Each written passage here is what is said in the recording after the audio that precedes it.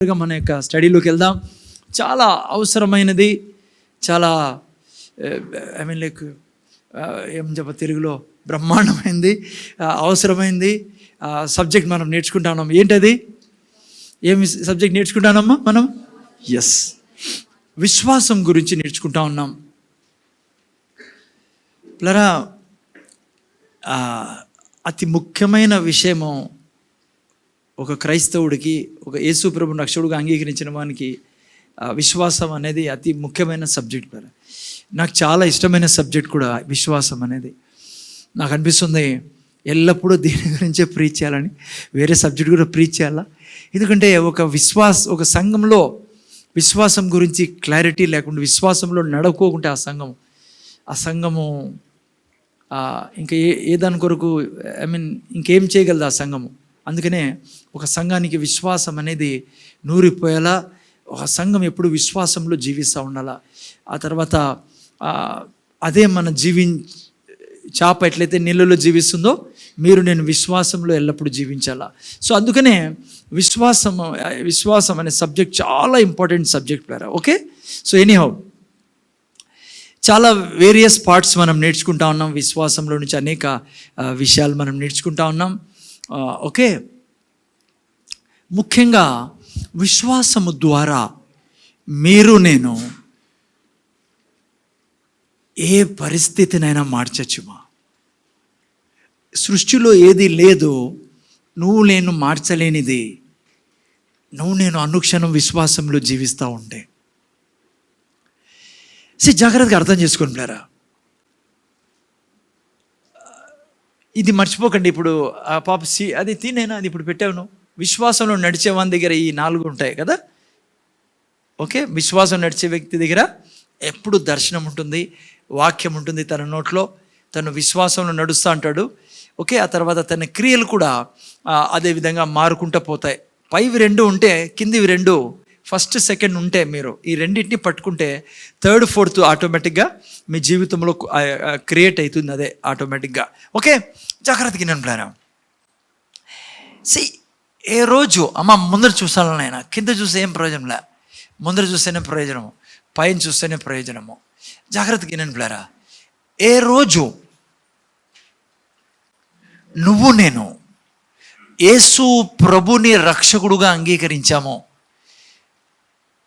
ఏ రోజు నేను యేసు ప్రభుని రక్షకుడుగా అంగీకరించామో, ఆ క్షణంలో నేను దేవునితో మిళితమైపోయాం ప్లరా.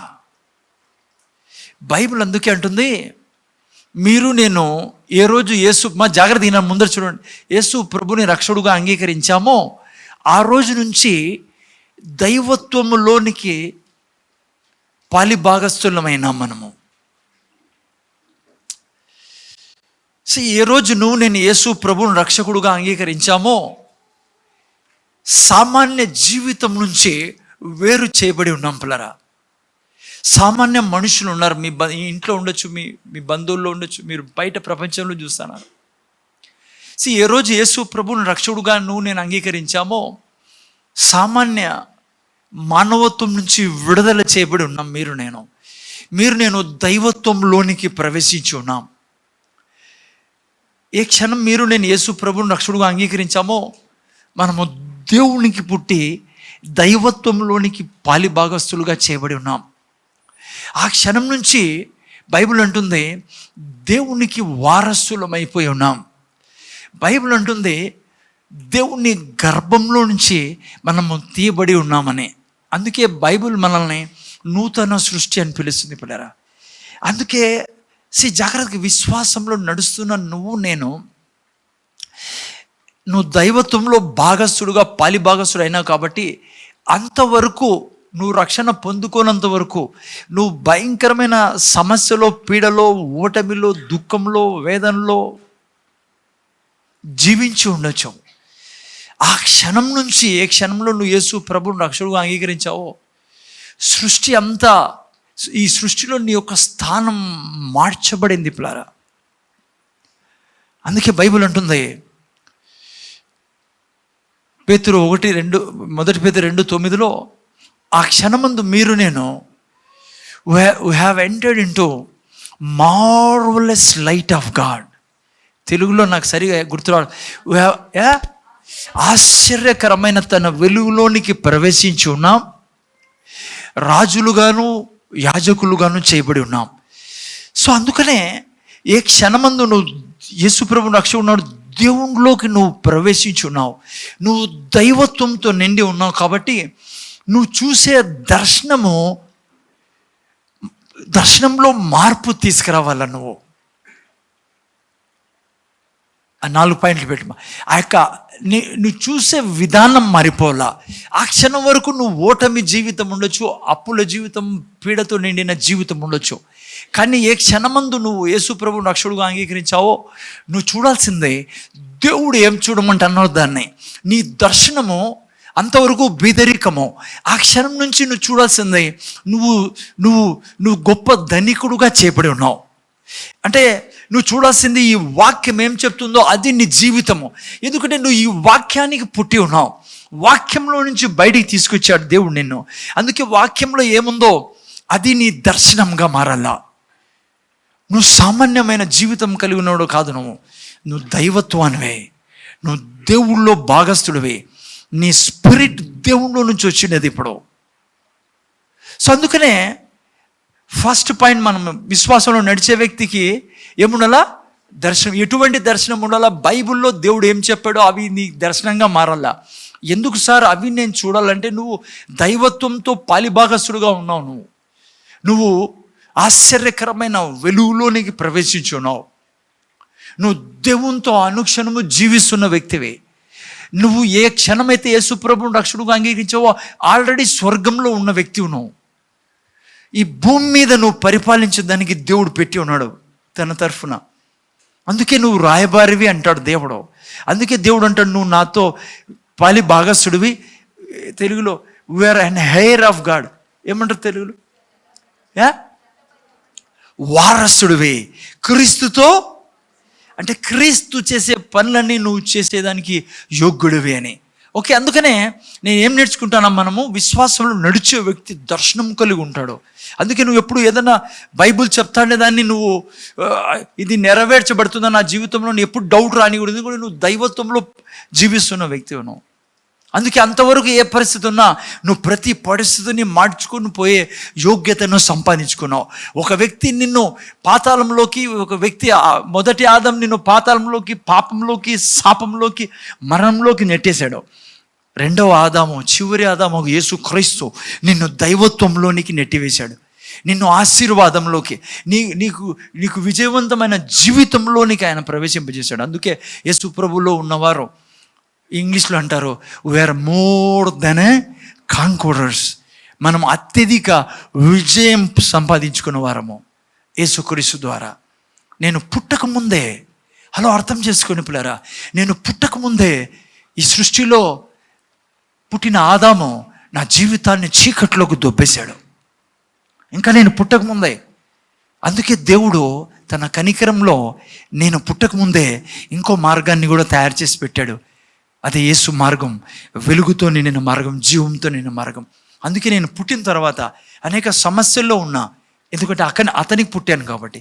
కానీ ఏ రోజు యేసయ్యని గురించి తెలుసుకొని ఆయన్ని ప్రభు అన్నానో నేను వేరే రాజ్యంలోనికి ప్రవేశించి ఉన్నా, దైవత్వంలోనికి.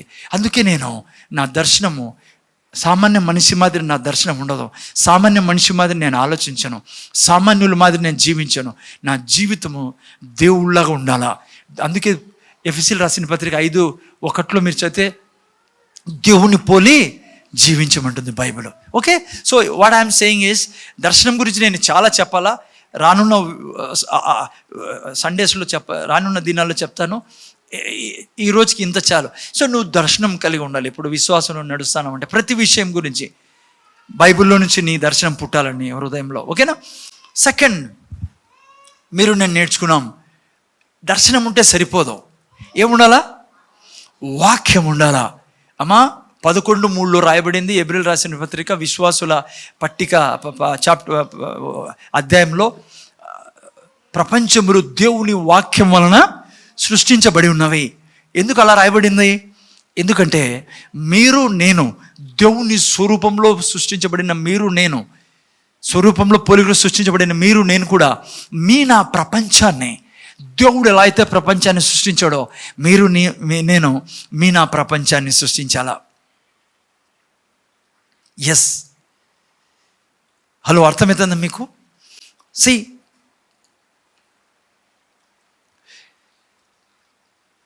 నా ప్రపంచము, నా కుటుంబం, నా ఆర్థిక స్థితి, నా ఆరోగ్య స్థితి, నా మినిస్ట్రీ, వీటన్నిటిని మీరు నేను సృష్టించాల్సిన విధానం ఏంటంటే దేవుని వాక్యం ద్వారా. ఓకే, ఈరోజు పరిస్థితి ఎట్లున్నది, నీ యొక్క పరిస్థితిని నువ్వు వాక్యం ద్వారా మార్చి పడేయచ్చు. ఓకే, అర్థమవుతుందా? జాగ్రత్తగా వినండి ప్లేరా. ఇప్పుడు మీరు చూస్తానే ఇవన్నీ సృష్టిలో మీరు చూస్తానే ఇవన్నీ ఒకప్పుడు లేవు పిల్లరా. హలో, మీరు చూస్తానే సూర్యుడు లేడు, మీరు చూస్తానే చంద్రుడు లేడు ఒకప్పుడు, మీరు చూస్తానే నక్షత్రాలు లేవు, మీరు చూస్తానే జంతువులు లేవు, మీరు చూస్తానే చెట్లు లేవు. ఇవన్నీ ఎట్లొచ్చాయి తెలుసా? ఎట్లయితే ఒక బిల్డింగ్ కట్టేటప్పుడు ఒక ఇటుక మీద ఇంకో ఇటుక పెట్టి బిల్డింగ్ కడతామో, ఇవన్నీ ఎట్లొచ్చాయంటే దేవుడు మాట్లాడడం ద్వారా వచ్చాయి. దేవుడు ఎందుకు తన స్వరూపంలో పోలికలో మనల్ని సృష్టించాడంటే మీరు నేను కూడా నా ప్రపంచాన్ని దేవుని వాక్యం ద్వారా సృష్టించాలి అని. దేవుడు కోరుకుంటున్న జీవితాన్ని నా కోసం దేవుడు తన జీవితాన్ని రాసిపెట్టాడు, తన ప్లాన్ని రాసిపెట్టాడు. నేను ఎందుకున్నానో రాసిపెట్టాడు, నేను ఎలా బ్రతకాలో రాసిపెట్టాడు, నా శరీరం ఎలా ఉండాలో ఈ భూమి మీద, నా ఆర్థిక స్థితి ఎలా ఉండాలో, నా కుటుంబం ఎలా ఉండాలో, నా పిల్లలు ఎలా ఉండాలో, నా మినిస్ట్రీ ఎలా ఉండాలో, నా ప్రతిక్షణ జీవితం ఎలా ఉండాలో ఇందులో రాసిపెట్టాడు.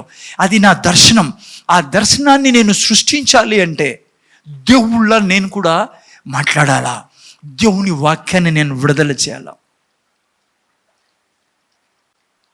నేను దేవుని వాక్యాన్ని తీసుకొని నేను మాట్లాడినప్పుడు నీకు నాకు కావలసిన ప్రపంచాన్ని, దేవుని వాక్యానుసారం మనకు ఇచ్చిన కోరుకుంటున్న ప్రపంచాన్ని, దేవుడు కోరుకుంటున్న ప్రపంచాన్ని మీరు నేను సృష్టించచ్చు.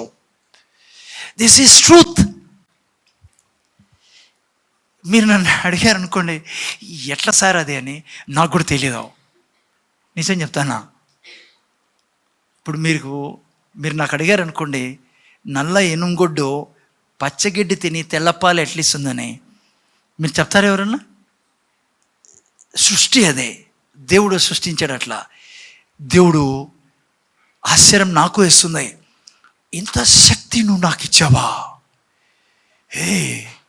ఇంత సామర్థ్యం నువ్వు నాకు ఇచ్చావా, ఇంత అథారిటీ, ఇంత పవర్ నువ్వు నా యొక్క నాలుకలో ఉంచావు తండ్రి. కృతజ్ఞతలే చెల్లించగలం. మనం అడగకూడదు, అడగలేం దేవుడు ఎందుకు ఇట్లా అని. ఆయన అంతే, ఆయన సృష్టించాడు అలా, ఆయన పద్ధతి అది. ఓకే, అందుకనే మీరు నేను ఎల్లప్పుడూ నా దర్శనాన్ని సృష్టించడానికి ఏం చేయాలా? దేవుని వాక్యాన్ని విడుదల చేయాలా. ఈ రెండు చేసినప్పుడు ఆటోమేటిక్గా నువ్వు ఏ దాంట్లో జీవిస్తానో, ఎందుకంటే ఈ రెండు చేసినప్పుడు ఏం పుడుతుంది? ఆల్రెడీ నీకు చెప్పాను, మీకు విశ్వాసం వినుట వలన నువ్వు విశ్వాసంలో ఆటోమేటిక్గా నడవడం మొదలు పెడతావు. నాలుగోది ఆటోమేటిక్గా క్రియలు స్టార్ట్ అవుతాయి. ఓకే, ఇది ఇంట్రొడక్షన్ మీకు విశ్వాసం గురించి. అందుకే దాని ద్వారా ఏదైనా మార్చగలమని సబ్జెక్ట్ మంది కదా. విశ్వాసం ద్వారా ఏదైనా మార్చగలం మనము. అది మన యొక్క యాక్చువల్ సబ్జెక్ట్. ప్రతి సండే నేర్చుకుంటాడు అది. ఓకేనా? జాగ్రత్తగా వినండి. ఈరోజు ఓకే, నా యొక్క యాక్చువల్ పార్ట్ ఏంటంటే చెప్పాల్సింది, జాగ్రత్తగా వినండి. మీరు నేను ఏ రీతిగా ఇంకో ప్రపంచాన్ని మనం సృష్టించగలం? అర్థమవుతుందా? హలో, ఎలా నీకు కావలసిన ఇంకో ప్రపంచాన్ని నువ్వు నేను సృష్టించగలం? ఇప్పుడున్న నీ ప్రపంచం నీకు ఇష్టం లేదు అంటే, ఆ ప్రపంచం కాదు, నీ ప్రపంచం అంటాను నేను. నీ ప్రపంచం, నువ్వు జీవిస్తున్న నీ ప్రపంచం నీకు ఇష్టం లేదు. దాంట్లో కష్టం ఉంది, దాంట్లో నష్టం ఉంది, దాంట్లో విజయం లేకుండా ఉన్నావు. ఏ రీతిగా నీ యొక్క కొత్త ప్రపంచాన్ని నువ్వు సృష్టించగలవు? అదే ఈరోజు నా టాపిక్, మీకు ప్రీచ్ చేస్తాను. అది నేను చెప్తున్నా, నీకు కావలసిన ప్రపంచాన్ని నువ్వు సృష్టించగలవు. నువ్వు యేసయ్యను ప్రభువుగా రక్షకుడు స్వీకరించి ఉంటే నీకు వ్యక్తిగతంగా అంత శక్తి సామర్థ్యం దేవుడు నీలో పోసాడు. నువ్వు రక్షింపబడినప్పుడు నీకు కావలసిన ప్రపంచాన్ని నువ్వు సృష్టించుకోవచ్చు. నీకు వద్దన్న ప్రపంచాన్ని నీలో నుంచి తొలగించి నీకు కావలసిన ప్రపంచాన్ని నువ్వు సృష్టించుకోవచ్చు. అమ్మా ఇంటన్నా ఎవరో చిన్నపిల్లలు చేసి మీరంతా చాలా జాగ్రత్తగా వినాలి. మీకు అవసరమైంది ఇది. అక్ష నీ వెనక పక్కన ఉన్న చాను జాగ్రత్తగా వినట్లేరా, ముఖ్యంగా చిన్నపిల్లల్లో. ఏ రీతిగా నీకు నాకు కావలసిన ఆ ప్రపంచాన్ని నేను సృష్టించగలం. నేను చాలాసార్లు మొన్నవారం కూడా చెప్పా, ఏ యూనివర్సిటీ కానీ, ఏ కాలేజ్ కానీ, ఏ స్కూల్ కానీ బోధించలేదు. అది కేవలం దైవ గ్రంథం మాత్రమే, దేవుడు మాత్రమే బోధించగలడు. ఎందుకంటే ఆయనకు మాత్రమే తెలుసు కాబట్టి ఈ యొక్క రహస్యం. ఓకే, అందుకే యేసు ప్రభు ఎలా నా ప్రపంచాన్ని నేను సృష్టించగలమో క్లియర్గా బైబిల్లో బోధించడం జరిగింది. మత్తయి సువార్త 12వ అధ్యాయం. ఓకే, ఇక్కడ స్టార్ట్ చేసి చాలా ముందుకెళ్దాం, చాలా విషయాలు మనం నేర్చుకుందాం. జాగ్రత్తగా వింటానండి పిల్లరా. Thank you Jesus. ఓకే, చదవండి ఎవరైనా 30 చదువునేనా. ఇక్కడ రాశాడు, ఇక్కడ యేసుప్రభు చెప్తున్నాడు ఎలా నా ప్రపంచాన్ని కావలసిన ఆశీర్వాదపు మేలైన ప్రపంచాన్ని నేను సృష్టించవచ్చు అని. చదువునేనా. సజ్జనుడు తన మంచి ధననిధిలో నుండి సద్విషయములను తెచ్చును. చాలో రెడ్డపై కూర్చో.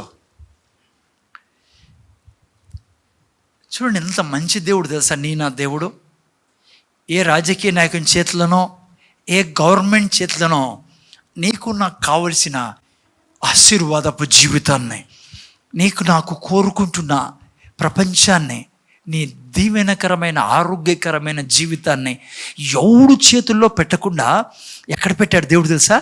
బైబిల్ యేసుప్రభు అంటున్నాడు, నీలో నుంచి నీకు కావలసిన ప్రపంచాన్ని తీస్తావు. సజ్జనుడు తన మంచి ధననిధుల నుంచి సద్విషయంలో తీస్తాడని.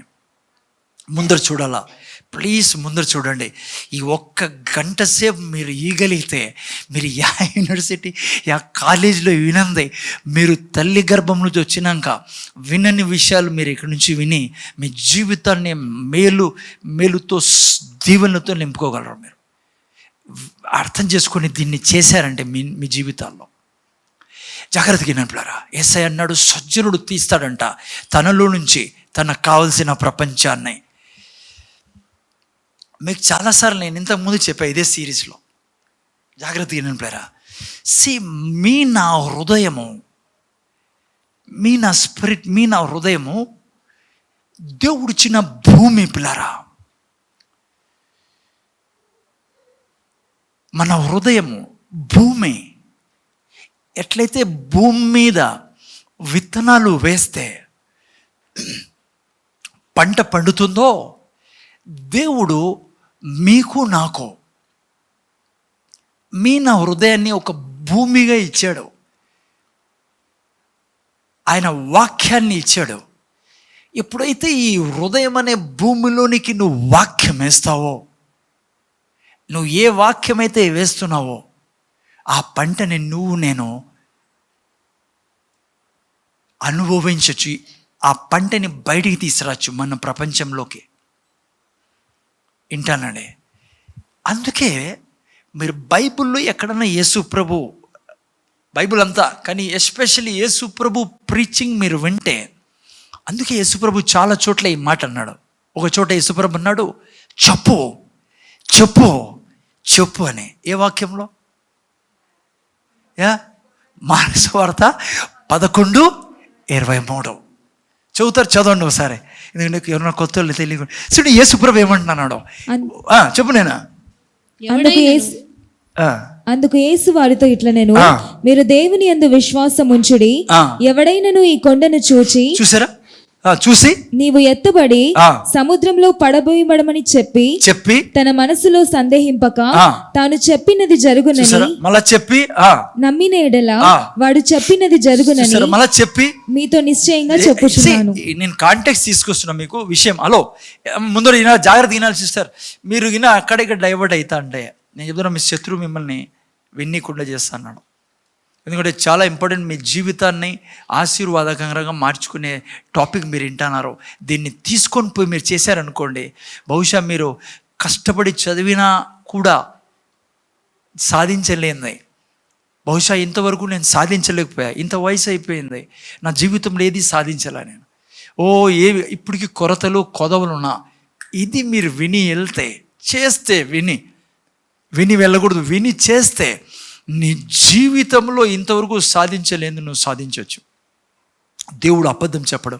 జాగ్రత్తగా వినండి. అందుకే ఇక్కడ చెప్పు అంటున్నాడు. ఇంకో చోట ఇంకో విధంగా యేసుప్రభు ఏమన్నాడు తెలుసా? మోసపోకుడి, మనిషి ఏమి విత్తునో అదే కోసుకొనును. ఇక్కడ ఇప్పుడే చదువుకున్నాం, సజ్జనుడు తనలో నుంచి అంటే తను మాట్లాడతాడు. జాగ్రత్తగా వినండి. ఈరోజు నువ్వు ఉన్నావే పరిస్థితి, దానికి కారణం ఏమో తెలుసా? ఇంతవరకు నువ్వు మాట్లాడిన మాటలు నీకు ఆశ్చర్యం వేయచ్చు. ఇదే పరమ సత్యం. నువ్వు ఏమైతే మాట్లాడావో నీ భవిష్యత్తు గురించి, ఇంతవరకు ఏమైతే మాట్లాడావో నువ్వు అదే జీవిస్తూ ఉండేది. ఇది నిజం.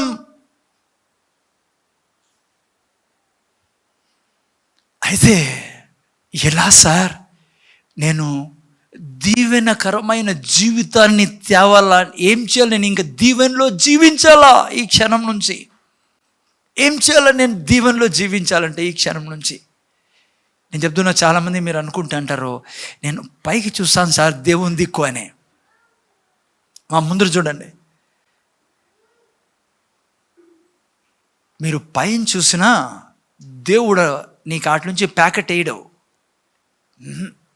దేవుడు ఏమంటాడు తెలుసా? నువ్వు పైకి చూస్తే దేవుడు అంటాడు, నీ నోటి మాటల దిక్కును చూడవని. హలో, ఎందుకో వినండి జాగ్రత్తగా. హలో, మీరు నేను సారవంతమైన భూమిగా చేయబడి ఉన్నాం యేసు క్రీస్తును రక్షకుడుగా అంగీకరించినప్పుడు. జాగ్రత్తగా అర్థం చేసుకుంటారా? మీరు నేను ఫర్టైల్ ల్యాండ్, మీరు నేను భూమి. మీరు నేను ఎవరు? భూమి.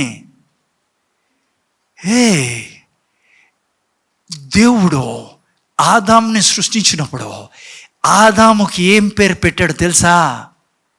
భూమి.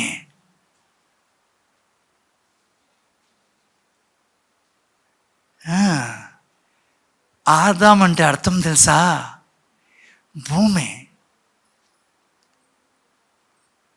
ఎస్, ఇంగ్లీష్లో మీరు నెట్లో చూడండి, అంతగా అయితే మీకు అనుమానం అయితే భూమి.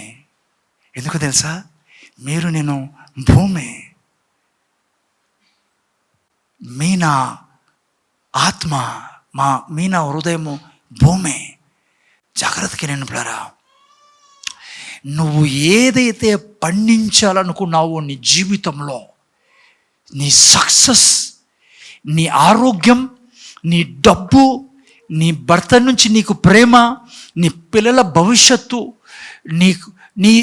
నువ్వు ప్రతిదీ నువ్వే పుట్టించాలని నిన్ను భూమిగా దేవుడు పుట్టించాడు. విత్తనాలు ఇచ్చాడు నీ చేతుల్లోకి, ఆయన వాక్యం. నువ్వు భూమివే. అందుకే ఆదాము అంటే అర్థం ఏమో తెలుసా? భూమి, ఎర్త్, రెడ్ ఎర్త్. జాగ్రత్తగా, నువ్వు ఎప్పుడైతే దేవుని వాక్యాన్ని విత్తుతావో, సక్సెస్ గురించి, బ్లడ్ గురించి, నీ బాడీలో, హలో, ఎందుకు క్రైస్తవులు అనారోగ్యంగా ఉన్నారో, ఎందుకు క్రైస్తవులు నిరుత్సాహంలో ఉన్నారో, ఎందుకు క్రైస్తవులు చింతలో దిగుల్లో ఉన్నారో, జ్ఞానము లేక నా ప్రజలు నశించిపోతున్నారు. నువ్వు పైకి చూస్తే దేవుడు అంటాడు నీ నోటి దిక్కు చూడమని. దేవుడు మనిషిగా వచ్చి ఇక్కడ మాట్లాడుతా అన్నాడు. అంటున్నాడు, ఒక సజ్జనుడు తన మంచి ధననిధిలోంచి సద్విషయాలు తెస్తాడు.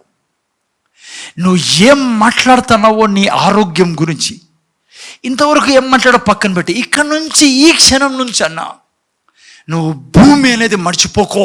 నువ్వు ఏం విత్తుతావో, నువ్వు ఏం మాట్లాడతావో, అది నీకు ఫలం తెచ్చిస్తుంది. నిన్న వారం 2 ప్రిన్సిపల్స్ చెప్పాను. నిన్న సండే గుర్తుంటే మీకు, నాకు తెలియదు గుర్తుందమ్మా. ఫస్ట్ ఒకటి నేర్చుకున్నాము, ఇదే సజ్జనుడు. రెండోది ఏం నేర్చుకున్నామో తెలుసా? నాలుకలో జీవం మరణం ఉందని చెప్పాను నిన్న వారం. ఇది కూడా చెప్పా, నీ స్థితికి కారణం నువ్వు ఇంతవరకు మాట్లాడిండేదే. నీ దగ్గర ఏదైతే లేదో దానికి కారణం నువ్వు ఇంతవరకు మాట్లాడిండేదే కదా. ఎన్నుకునేది దేవుడిచ్చిన, మనం ఎన్నుకోవాలని. ఆ తర్వాత నీ ఫ్యూచర్ నీలో దాగి ఉందని చెప్పాను నిన్న వారం మనము. ఈరోజు జాగ్రత్త గిన్నెంపులరా, నువ్వు భూమివి. నేను మాటికి చెప్తున్నా, కదలడం లేదు అటు నుంచి. ఎందుకంటే ఈ సత్యం నువ్వు మర్చిపోయినావు అనుకో, నువ్వు పైకి చూసినా దేవుడు అంటాడు నీకు నేనేం చెప్తానో అన్నది చేయమని. జాగ్రత్తగా రండి పిల్లరా. నువ్వు ఎప్పుడైతే దేవుని వాక్యాన్ని చెప్తావు, నీకు కావాల్సింది పుట్టిస్తావు. ఇంకా ముందర చూడండి, నీకు డబ్బు కావాలా? ఎక్కడి నుంచి డబ్బు వస్తుంది? చాలామంది అంటారు మా అత్త మామ నుంచి అని. ఒకడు అన్నాడు మా తాత చచ్చిపోతే ఆస్తి అంతా నాదే అవుతుందని. కాదో, క్రైస్తవుడు డబ్బు అట్లా చోటు నుంచి తెచ్చుకోడు. క్రైస్తవుడు డబ్బు పుట్టిస్తాడు. ఎక్కడి నుంచి తెస్తావు? ఎప్పుడైతే నువ్వు డబ్బుకి సంబంధించిన వాగ్దానాలు, డబ్బుకు సంబంధించిన వాక్యం తీసుకొని హృదయం అనే భూమిలోకి నువ్వు చల్లుతావో, వాక్యము నిరంతరము నువ్వు చల్లుతావో, నువ్వు డబ్బు పుట్టించే విధానం అది. హలో, ముందర చూస్తున్నారా ఎంత గొప్ప దేవుణ్ణి కలిగి ఉన్నాను చూడండి. నువ్వు నేను ఎవరి దగ్గర చేయి చాపాల్సిన అవసరం లేదు ఈ సృష్టిలో. తల్లిదండ్రుల దగ్గర పోయి చేయి చాపాల్సిన పని లేదో. తాత చచ్చిపోతే దొరుకుతుంది అనేది, అత్త మామల్ని పీడిస్తే దొరుకుతుంది. లేదంటే చిన్న ఆయన చేతి దిక్కు, వాడి దిక్కు, ఈడి దిక్కు, ఆ నాయకుడు, ఈ గవర్నమెంట్ దిక్కు. హలో, నువ్వు దేవునివే. నువ్వు దేవునికి పుట్టి ఉన్నావు. దేవుడికి కావాల్సింది దేవుడు తన నోటితో సృష్టిస్తాడో. నువ్వు దేవునితో పాలి భాగస్సుడే ఉన్నావు. నువ్వు దేవుని వారసుడివే. ఎవరి దగ్గర చేయి చాపాల్సిన పని లేదో. నీ దేవుడు నిన్ను ఎంత దీవించాడంటే, నిన్ను సృష్టించే భూమిగా తయారు చేశాడు. నీకు కావాల్సింది. హలో, డబ్బు అందుకే డబ్బు సృష్టించే విధానం దేవుని వాగ్దానాన్ని పలకడం, వాగ్దానాన్ని, డబ్బుకు సంబంధించిన వాగ్దానాలను విడుదల చేయడం. నీకు ఎప్పుడైతే అది చేస్తావో, నాకు అడగద్దు ఎనుగొడ్డు తెల్లపాలు ఎట్లేస్తుందని, నాకు తెలియదు, ఇది కూడా తెలియదు నాకు. నీకు డబ్బు ఎటు నుంచి వస్తుందో, నాకు దేవుడు ఏం చెప్తున్నాడో అదే చెప్తున్నా మీకు. నువ్వు డబ్బు పుట్టించడానికి చేయి చాపాల్సిన పనిలా, నీకు డబ్బు పుట్టించాల్సిందే నీ హృదయంలోకి దేవుని వాక్యాన్ని చల్లై. హలో, జాగ్రత్త వినండి. చూడండి, నా దేవుడు ఎంత గొప్పోడో, ఎంత మంచి దేవుడిని కలిగి ఉన్నాం. ఓ, ఎంత మంచి దేవుడు పిల్లరా. నా బ్రతుకులో మీకు హలో, ఎవడి మీద ఆధారపడకుండా రాజు మాదిరి జీవించే జీవితం యేసయ్య నీకు నాకు ఇచ్చినది. ఏ దానికోసం కూడా ఎవరి ఎదుట చేయి చాపకుండా, ఎవరి ఎదుట మోకరిల్లకుండా దేవుళ్ళ జీవించే జీవితం యేసు ప్రభు ఇచ్చినది. ఎంత మంచి దేవుడు చెప్పండి, నా దేవుడు. అంతే కదా. ఏ దాని గురించి కూడా నువ్వు ఆరోగ్యం గురించి, ఆస్తి గురించి, సంతోషం గురించి కదా. చాలాసార్లు కూడా వాళ్ళ వల్ల మేము సంతోషంగా లేదు, వాని వల్ల నా భవిష్యత్తు వాళ్ళ నువ్వు యేసేని రక్షకుడుగా అంగీకరించిన మరుక్షణం నుంచి నీ జీవితం సమస్త మార్పు చెందింది. నువ్వు తేజో వాసుల స్వాస్థ్యమందు నివసిస్తున్న బిడ్డవిను. నువ్వు ఒక్కటి ఈ భూమి మీద చేయాల్సిందే. అదేమో తెలుసా? నీకు దేవుడిచ్చిన భూమి మీద దేవుడిచ్చిన వాక్యాన్ని తీసుకొని నువ్వు చలినప్పుడు, ఎలా అయితే ఈ సూర్యుడు, చంద్రుడు, నక్షత్రాలు, చెట్లు, జంతువులు పుట్టాయో, నీ ద్వారా దేవుడు నీ ప్రపంచాన్ని పుట్టిస్తాడు. అందుకే దేవుడు చాలా మంచివాడు పిల్లరా. ఈ దేవుడు లాంటి దేవుడు ఎక్కడ దొరకడు నీకు. ఇంకోటి చెప్తున్నా, క్రైస్తవం అంటే ప్లరా క్రైస్తవ మతం అని చెప్పకూడదని మీరు అర్థం చేసుకొని చెప్తున్నా. అందుకే క్రైస్తవ మతానికి మించిన మతం ఈ సృష్టిలో లేదు ప్లరా.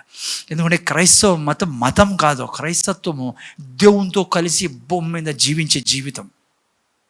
అందుకే క్రిస్టియానిటీ ఈజ్ ఎ గ్రేట్, చెప్పాల గట్టిగా, Christianity is a great confession. క్రైస్తత్వం ఏమో తెలుసా, ఒప్పుకోలు. Only thing we have on this earth just to speak God's word. Our life is to speak. మనము కన్ఫెషన్ చేసేదానికే ఉన్నాం. అందుకే బైబిల్లో చాలా మంచిగా రాయబడింది, ఇంగ్లీష్ బైబిల్లో అయితే confession is our, next time confession is our profession. Profession అంటే తెలుసా? డాక్టర్ ప్రొఫెషన్ ఏంటి చెప్పండి? వృత్తి. డాక్టర్ పని ఏంటి? దానికి సంబంధించి దినమంతా పని చేస్తా అంటాడు. క్రికెటర్ ప్రొఫెషన్ ఏంటి? దినమంతా క్రికెట్ ఆడుతూ అంటాడు కదమ్మా. ఇంకేం ప్రొఫెషన్స్ ఉన్నాయి? టీచర్ ప్రొఫెషన్ ఏంటి? పోలీసు వాళ్ళ ప్రొఫెషన్. కానీ క్రైస్తవుడి ప్రొఫెషన్ ఏమో తెలుసా? అనుక్షణం తన భూమి అనే ఆత్మ మీదికే అనుక్షణం దేవుని వాక్యాన్ని కన్ఫెస్ చేయడమే తన ప్రొఫెషన్. ప్లరా జయించాలంటే చాలా కష్టపడుతూ ఉంటాడు కదా. నా దేవుడు నీకు నాకు కష్టం లేని జీవితం ఇచ్చాడు. అందుకే యేసుప్రభువుకు అన్నాడు, భారం మోసుకుంటున్న సమస్త జనులారా నా దగ్గరికి రండి, నేను ఆడికి తీసుకెళ్తాను మిమ్మల్ని. చెప్పాను కదా విశ్రాంతి అంటే ఏంటో. పాపం చేయకముందు ఆదాముకి ఏ జీవితం దేవుడు ఇచ్చాడో అదే విశ్రాంతి అంటే. చూడండి ఎంత ఈజీ లైఫ్. అందుకే ప్లారా ఈ దేవుణ్ణి కనుక్కున్నవాడు ధన్యులో. అందుకే ఈ దేవుడు లేకుండా నేను చెప్తున్నాను, అందుకే ఈ దేవునితో ప్రేమగా నడిచండి, ఆయన మోసం చేయకండి. ఎంత గొప్ప జీవితం చూడు ఇది. ఈ ప్రపంచంలో బయటికి పోయి అడగండి, దిక్కు తెలియదు ఎట్లా బ్రతకాలో, ఎట్లా సంతోషంగా వస్తుంది, యాటి నుంచి సంతోషం వస్తుంది తెలియదు, యాటి నుంచి ఏమొస్తాయో తెలియదు. ఇంకోరి మీద ఆధారపడతారు, గవర్నమెంట్ మీద ఆధారపడతారు, ఇంకో మనిషి మీద ఆధారపడతారు, భార్య భర్త మీద భర్త చచ్చిపోతే భార్య పరిస్థితి ఏంటి, పిల్లలు తల్లిదండ్రులు పిల్లలు చూసుకోకుంటే మా ఈ లోకంలో. అందుకే యేసయ్య అన్నాడు, మిమ్మల్ని నేను అనాథలుగా వదలనని. ఎస్ సి ఇప్పుడే డబ్బు గురించి చెప్పాను నేను మళ్ళీ ఇంకోసారి చెప్తాను మీకు. అందుకే బైబిల్లో మీరు నమ్మరనే దేవుడు చేసి చూపించాడు కదా. బైబిల్ మొత్తం మీరు చూసుకుంటే 40 సంవత్సరాలు అంగటి నుంచి కాదు ఇజ్రాయెల్ జనాంగం అన్నం తినిండేదే. ఎక్కడి నుంచి? ఆకాశం నుంచి. ఎందుకు చేశాడు ఆయన? ఎందుకంటే నేను ఆయన నమ్మాలా. ఈరోజు నువ్వు వింటున్న ప్రీచింగ్ని నువ్వు నమ్మాలని. నువ్వు అనుకోవచ్చు అది ఎట్లయితుంది సార్, డబ్బులు ఎట్ల నుంచి వస్తాయి. నో, దేవుడు నీకు సృష్టించేయగలడు. బైబిల్లో మీరు చూసినప్పుడు శిష్యులు ఒకసారి వచ్చి చూశారు, రెడీగా రొట్టెలు చేపలు చేసి పెట్టి ఉన్నాయి. ఎట్ల నుంచి వచ్చాయి రొట్టె చేపలు? చేయగలడు ఆయన, నీ కుట్టించి ఇయగలడు కదా. బైబిల్లో చూస్తే కాకుల ద్వారా భోజనం పెట్టిన దేవుడు ఆయన. ఒకసారి 1000 మందికి భోజనం లేదు, శిష్యులతో నాడు భోజనం పెట్టానని వాళ్ళు అన్నారు మా చేత కాదని. యేసుప్రభువు అన్నాడు నా చేత అవుతుందని. 2 సార్లు 1000 మందికి అద్భుతం చేసి తినిపించాడు. నేను చెప్తున్నా ఎందుకు అవన్నీ చేశాడో. ఎందుకు సారెపత్తు విధురాలు ఇంట్లో పిండి అయిపోలేదు, ఎందుకు ఆమె నూనె పోస్తుంటే కుండలు నూనెతో నిండాయో. ఆయన అద్భుతం చేయగల దేవుడు నీకు నాకు చూపించడానికి. అవి చేసిన దేవుడు చచ్చిపోయినాడా ఈరోజు? లేదో, ఆయన సజీవుడే ఉన్నాడు నీతో నాతో. ఈరోజు నీతో నాతో ఏమంటాడు తెలుసా?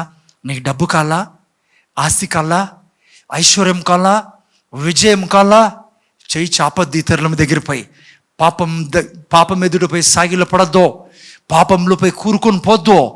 నువ్వు నా గర్భంలో నుంచి వచ్చిన వాడవు, నేను నిన్ను కన్నాను, నీకు డబ్బులు పుట్టించే సత్యాన్ని నేను నీకు బోధిస్తానని దేవుడు రాయించాడు బైబిల్లో. చెప్తున్నా పిల్లరా, ఏదన్నా నువ్వు సృష్టించగలవు నీ ప్రపంచాన్ని. Okay, so confession is our profession. ఓకేనా?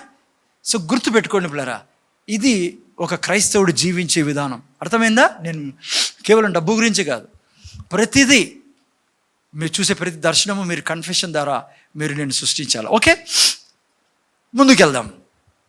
అందుకే ఈ దేవునికి ఎప్పుడు కృతజ్ఞత కలిగి ఉండండి. నేను ఫ్రైడే చాలా స్ట్రాంగ్గా ప్రీచ్ చేయడం జరిగింది ఈడ. వినండి, ఆ తర్వాత పోయి ఆయన్ని మోసం చేయొద్దండి. ఆయన నీ కొరకే జీవిస్తూ ఉండేది, నువ్వు ఆయన కొరకే జీవించాలా. ఓకేనా? జాగ్రత్తగా వినండి ప్లేరా. Confession is our profession. బైబిల్లో చూసినప్పుడు అయితే బైబిల్ మొత్తం మీరు చూస్తే 4 రకాల కన్ఫెషన్ నేను చూస్తాం. మీ జ్ఞానం కోసం చెప్తున్నాను నేను. 4 రకాల కన్ఫెషన్స్ ఉన్నాయి. ఒప్పుకోలు తెలుగులో సరే. మా కన్ఫెషన్ అంటే తెలుసు కదా, ఇది ఇంగ్లీష్ చర్చ్ కాదు, ఇది తెలుగు చర్చే. మళ్ళీ కొంతమంది ఇంగ్లీష్ చర్చ్. ఓకే, ఒప్పుకోలు నేను ఒకసారి చెప్పుకున్నా మీకు అర్థమై ఉండాల. ఒప్పుకోలు 4 రకాల ఒప్పుకోలు బైబిల్లో ఉన్నాయి. మొదటిది మీరు చూసినట్లయితే బప్తిస్మిచ్చు యోహాను సమయంలో ఒక ఒప్పుకోలు ఈ లోకంలో దేవుని బిడ్డలు చేసేవాళ్ళు. ఎవరు వాళ్ళు? యూదులు. యూదులు దేవుని నిబంధనలో ఉన్న బిడ్డలు పిల్లరా. అయితే వాళ్ళు కూడా కుడి ఎడమైపోయి పాపంలో జీవించేవాళ్ళు. అయితే బప్తిస్మిచ్చు యోహాను వచ్చి వారిని గద్దించినప్పుడు వారు ఒప్పుకోలు చేసుకున్నారు, అంటే వాళ్ళ పాపాలను ఒప్పుకున్నారు. అది ఒక రకమైన ఒప్పుకోలు. కొత్త నిబంధనలు మనకు ఏం సంబంధం లేదు, అది పాత నిబంధన ఒప్పుకోలు. బప్తిస్మిచ్చు యోహాను అర్థమవుతుందని నేను చెప్పేది కొద్దిగా ఏమన్నా అసలు టోటల్ ప్రీచింగ్ అర్థమవుతుందా మీకు లేదా? కొంతమంది పాపం అంటే వింటాననుకోండి జాగ్రత్తగా మీరు. గుడ్. ఒక ఒప్పుకోలు అది. రెండో ఒప్పుకోలు ఏంటంటే బైబిల్లో ఉండేది, మీరు నేను క్రొత్తగా యేసుక్రీస్తును ప్రభుగా రక్షకుడుగా అంగీకరించినప్పుడు ఏం చేశాం కదా. రోమిలు రాసిన పత్రిక 10:9-10 చదువుతారు ఎవరన్నా? జస్ట్ 9-10 చదవండి.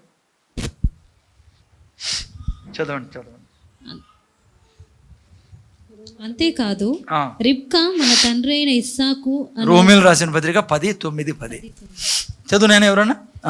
అదేమనగా యేసు ప్రభువని నీ నోటితో ఒప్పుకొని దేవుడు మృతులలో నుండి ఆయనను లేపనని నీ హృదయమందు విశ్వసించిన ఎడల నీవు రక్షింపబడతావు. మనం రక్షింపబడేదానికి ఏం చేశాం నాన్న కదా? బాప్తిజం తీసుకున్న వాళ్ళు ఒప్పుకున్నారా లేదా? ఎవరు ఉన్నారా అట్లా రక్షణ పొందుకొని వాళ్ళు? ఇట్లా ఈ మాట చెప్పకుండా నోటి నుంచి మనం అందరూ చెప్పాము. ఏమన్నాము? యేసయ్యా నువ్వు నా ప్రభువువి, నువ్వు నా రక్షకుడు అన్నాం, బాప్తిజం తీసుకున్నాం. ఇది రెండో రకమైన ఒప్పుకోలు బైబిల్లో టోటల్గా. మూడో రకమైన ఒప్పుకోలు ఏంటి? చర్చి చెప్పాలి మీరు. ఏళ్ళ నుంచి చెప్తాను, 10 ఏళ్ళ నుంచి. అలా మూడో రకమైన ఒప్పుకోలు ఏంటి?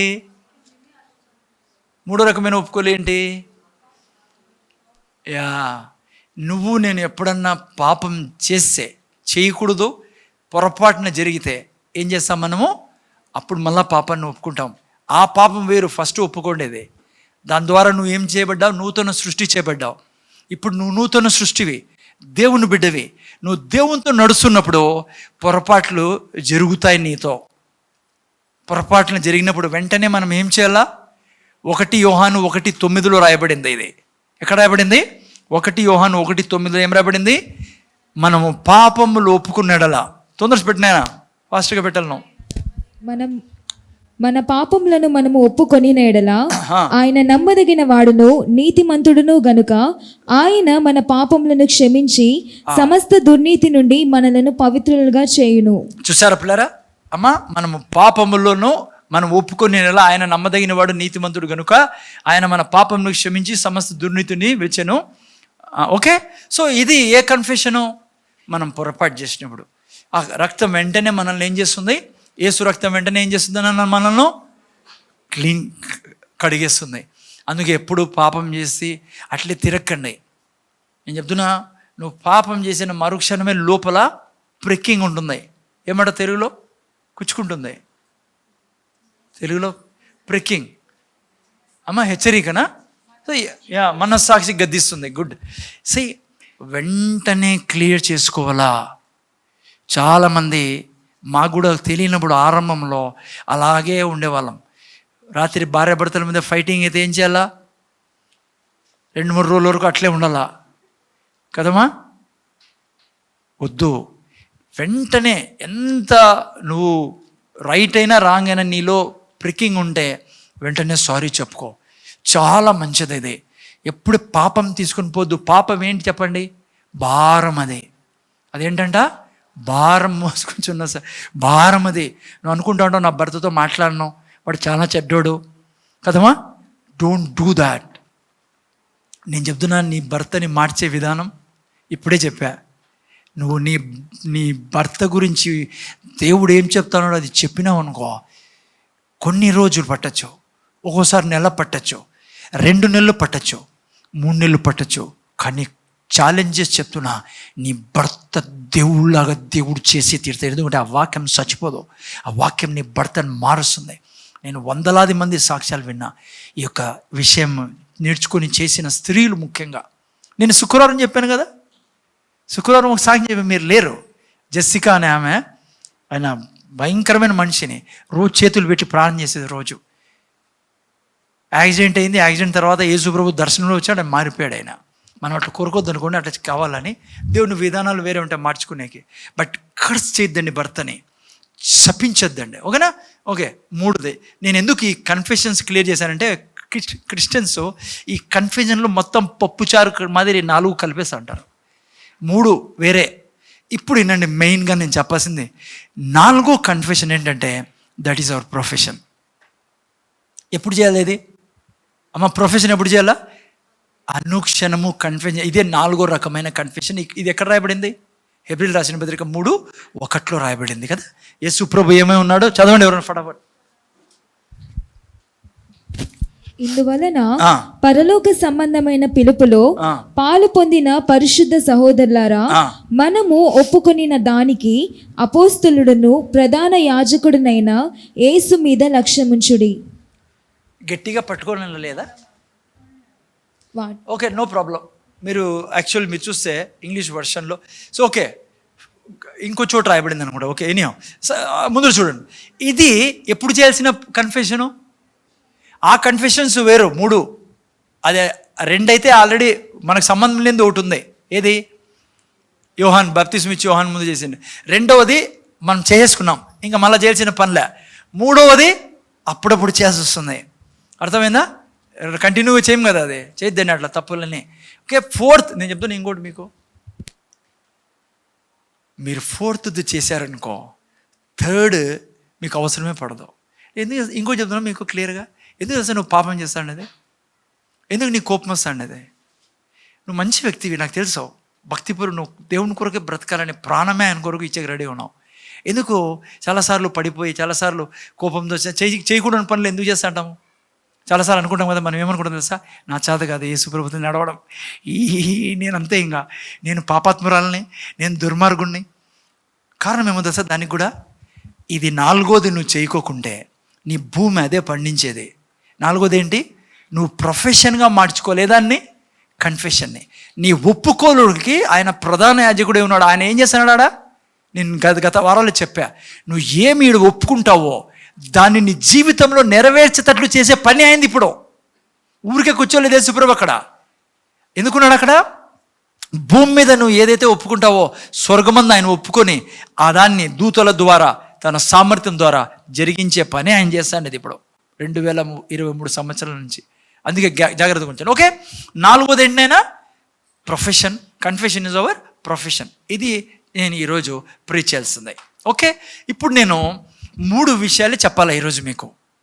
3 విషయాల్లో, అంటే 3 విషయాలు ఏంటంటే, ఏం కన్ఫెషన్ చేయాలా నేను 3 సెక్షన్స్ నేను ఈరోజు చూపిస్తా. First section, second section, third section. First సెక్షన్లో ఏమేం కన్ఫెషన్ చేయాలా, ఓకేనా? సెకండ్లో ఏం, ఓకేనా? జాగ్రత్తగా వినండి.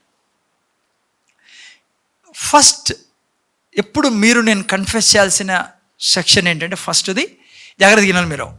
యేసు ప్రభు ద్వారా నీకు ఇచ్చిన రక్షణను ఎల్లప్పుడూ కన్ఫెస్ చేయాలా. నేను చెప్తా, దీంట్లో వేరే ఇంకా సబ్ హెడ్డింగ్స్ ఉన్నాయి. నువ్వు నేను ఎల్లప్పుడూ చేయాల్సిన కన్ఫెషన్ ఏంటంటే, కంటిన్యూస్గా నీ ప్రొఫెషన్ ఏంటంటే, యేసయ్య ద్వారా దేవుడు నీకు ఇచ్చిన రక్షణ విషయాన్ని ఎప్పుడు కన్ఫెస్ చేస్తూ ఉండాలి. సో జాగ్రత్త, ఒక నిమిషం వేరే చెప్పి నేను మళ్ళీ ఆడికి వస్తాను ఆ పాయింట్కి. ఈ దేవుని గ్రంథం ఉందే, దీన్ని మీరు యాక్చువల్గా మీరు బైబుల్ బిబ్లికల్ మీనింగ్ ఏంటంటే, బైబుల్ అంటాం మనం, కానీ ఇది వీలునామా. ఏంటిది? వీలునామా. విల్ అంటాం, విల్ ఇది వీలునామా, దీని పేరు టెస్టమెంట్. ఇది విల్. ఇది ఎట్లయితే మన తల్లిదండ్రులు ఆస్తి వీళ్ళు రాస్తారు కదా, ఏమంటారు? చిరునామానా? వీలునామా, సారీ వీలునామా కదా. ఆ వీలునామా మన తల్లిదండ్రులు ఎట్లయితే రాసిస్తారో అట్లా ఇది దేవుడు మనకు రాసిచ్చిండేదే. ఎప్పుడు వస్తుంది మీ ఆస్తి? మీ తండ్రి ఆస్తి మీకు చచ్చిపోయినప్పుడు. ఆయన అంతకుముందు పోద్దండి ఎవరో. ఆయన చనిపోయినాకే ఆయన ఆస్తి మీకు వస్తుంది కదా. మనం ఏం చేస్తాం, ఆ వీలునామాని చాలా డీటెయిల్గా చదువుకుంటాం, ఒక లైన్ కూడా ఇడిచిపెట్టుకోకుండా జాగ్రత్తగా చదువుకుంటాము. ఎన్ని అడుగులు, ఎన్ని అన్నీ అర్థమైందా? ఆడబెడతాం దాన్ని జాగ్రత్తగా, బీరువాలో పెడతాం. ఇది కూడా ఆయన ఆయన ఇచ్చిన ఆస్తి, ఆయన నీకు సొంతం చేయాలని ఆయన కూడా చనిపోయాడు. చనిపోకముందు ఆయన రాసిండే వీలునామా ఇది. చాలామంది దీన్ని ఎత్తిపెట్టి వారానికి ఒకసారి తీస్తారు. ఇది ఎందుకు తెలుసా? సంఘం పెట్టిండే దేవుడిడా. చర్చి పని ఏం చెప్పండి, ఈ వీలునామా గురించి మీకు చెప్పడం, మీ ఆస్తి గురించి చెప్పడమే. మీ తండ్రి మీకు ఇచ్చినటువన్నీ నేను ఇటు చెప్పేదానిగా ఉండేది.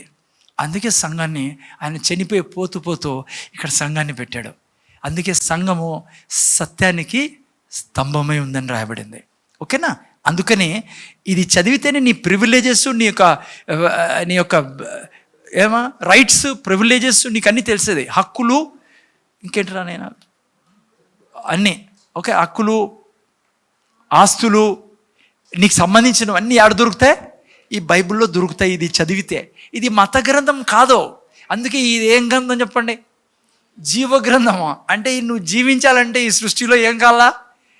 ఇక్కడ ఏం రాయబడిందో కావాలా. అందుకే ఇది రెండంచుల ఖడ్గం ఇది. ఎందుకంటే నీకు విరోధమైనది ఏదైనా నువ్వు ఇది విడుదల చేసినప్పుడు అది నీ ఖడ్గంగా పనిచేసి నీ శత్రువుని నాశనం చేస్తుంది. జాగ్రత్తగా, ఓకేనా? ఇది బైబిల్ గురించి మీరు ఓకే. ఇప్పుడు ఈయన ముందర చూడండి. ఫస్ట్ సెక్షన్ ఏంటి మనం ఒప్పుకోలు చేయాల్సింది? యేసయ్య ద్వారా మనకు వచ్చిన రక్షణ గురించి. ఓకే, దీంట్లో మళ్ళీ ఏం ఒప్పుకోలు చేయాలంటే ఎప్పుడు కూడా కంటిన్యూస్గా మన ప్రొఫెషన్ ఇదే. ఫస్ట్ ఇది ఏం చేయాలంటే, నువ్వు నేను ధర్మశాస్త్రం యొక్క శాపం నుంచి విడిపించబడి ఉన్నాం. మీరు నేను ఎల్లప్పుడూ నా కన్ఫెషన్లో ఎప్పుడు మెన్షన్ చేయాల్సిందే, కూడుకోవాల్సిందే, చెప్పుకోవాల్సిందే ఏమో తెలుసా? జ్ఞాపకం చేసుకోవాల్సింది ఏమో తెలుసా? మనము ధర్మశాస్త్రం యొక్క శాపం నుంచి విడిపించబడి ఉన్నాం. మీరు నేను శాపగ్రస్తులం కాదు పిల్లరా. అర్థమవుతుందా? జాగ్రత్తగా ముందర చూడండి. ఒకప్పుడు మీరు నేను యేసయ్యను రక్షకుడుగా అంగీకరించక ముందు మీరు నేను శాపగ్రస్తులము, మరణానికి అర్హులము, నరకం మన గృహంగా ఉండే. లైక్ ప్రతి పీడకు మనము అర్హులమై చచ్చిపోయిన తర్వాత ఆ యొక్క సింహాసనం ఎదుట నిలబడి శిక్షను పొందుకోవాల్సిన వాళ్ళం మనము. యేసు ఒకప్పుడు. కానీ నువ్వు యేసు ప్రభుని రక్షకుడుగా అంగీకరించిన తర్వాత శాపం కొట్టివేయబడింది. నీ జీవితంలో ఇప్పుడు శాపం లేదు. పొరపాటున కూడా నేను శాపగ్రస్తున్నై, నాకు శాపం ఉంది, శాపాన్ని ఎరగొట్టండి, క్రష్ బ్రేక్ చేయండి అని పోయినావా, లేని కష్టాల్లో తంటాల్లో పడతాను. ఫస్ట్ ఎప్పుడు కన్ఫెస్ చేయాల్సింది అదే. నువ్వు నేను కర్సు నుంచి విడిపించబడి. యెషయా గ్రంథం 53:10-11 తొందర చదవ. ఇప్పుడు వాక్యాలు చాలా ఉంటాయి. నేను ఎవరైనా 3-4 తీసేసుకోండి, చదవండి. 10 యెషయా గ్రంథం 53:10-11 అతనిని నలుగగొట్టుటకు యెహోవాకు ఇష్టమాయెను. ఆయన అతనికి వ్యాధి కలుగజేసెను. అతడు తన్ను తానే అపరాధ పరిహారార్థ బలి చేయగా అతని సంతానము చూచును. చూసారా పిల్లలు? ఆయన దేవుడే యేసుప్రభుని చంపిండేది. యాక్చువల్గా భౌతికంగా చాలామంది ఉన్నారు అనుకోండి, రోమీలు వాళ్ళు. ఎవరు నల్లగొట్టిండేది? దేవుడు, యేసుప్రభుని. దేవుడు ఆయన్ని శాపగ్రస్తుడుగా చేశాడు యేసుప్రభు, దేవుడు. అందుకే మీకు నాకు శాపం లేదు. చాలామంది క్రైస్తవులు శాపం ఉంది నా మీద అంటారు. మీకు తెలుసా శాపం అంటే అసలు ఏందో? అమ్మ, ఎంతమంది తెలుసు శాపం అంటే? అందుకే పొరపాటును కూడా అనకూడదు. దాన్ని చూపిస్తున్నాయి. శాపం అంటే ఏందో చదవండి ఒకసారి మీకు పాపం శాంపుల్ కోసం. 28వ అధ్యాయం 15 చదవండి ఎవరన్నా. ద్వితీయోపదేశకాండం 28:15 చదవండి ఎవరన్నా, చదవండి.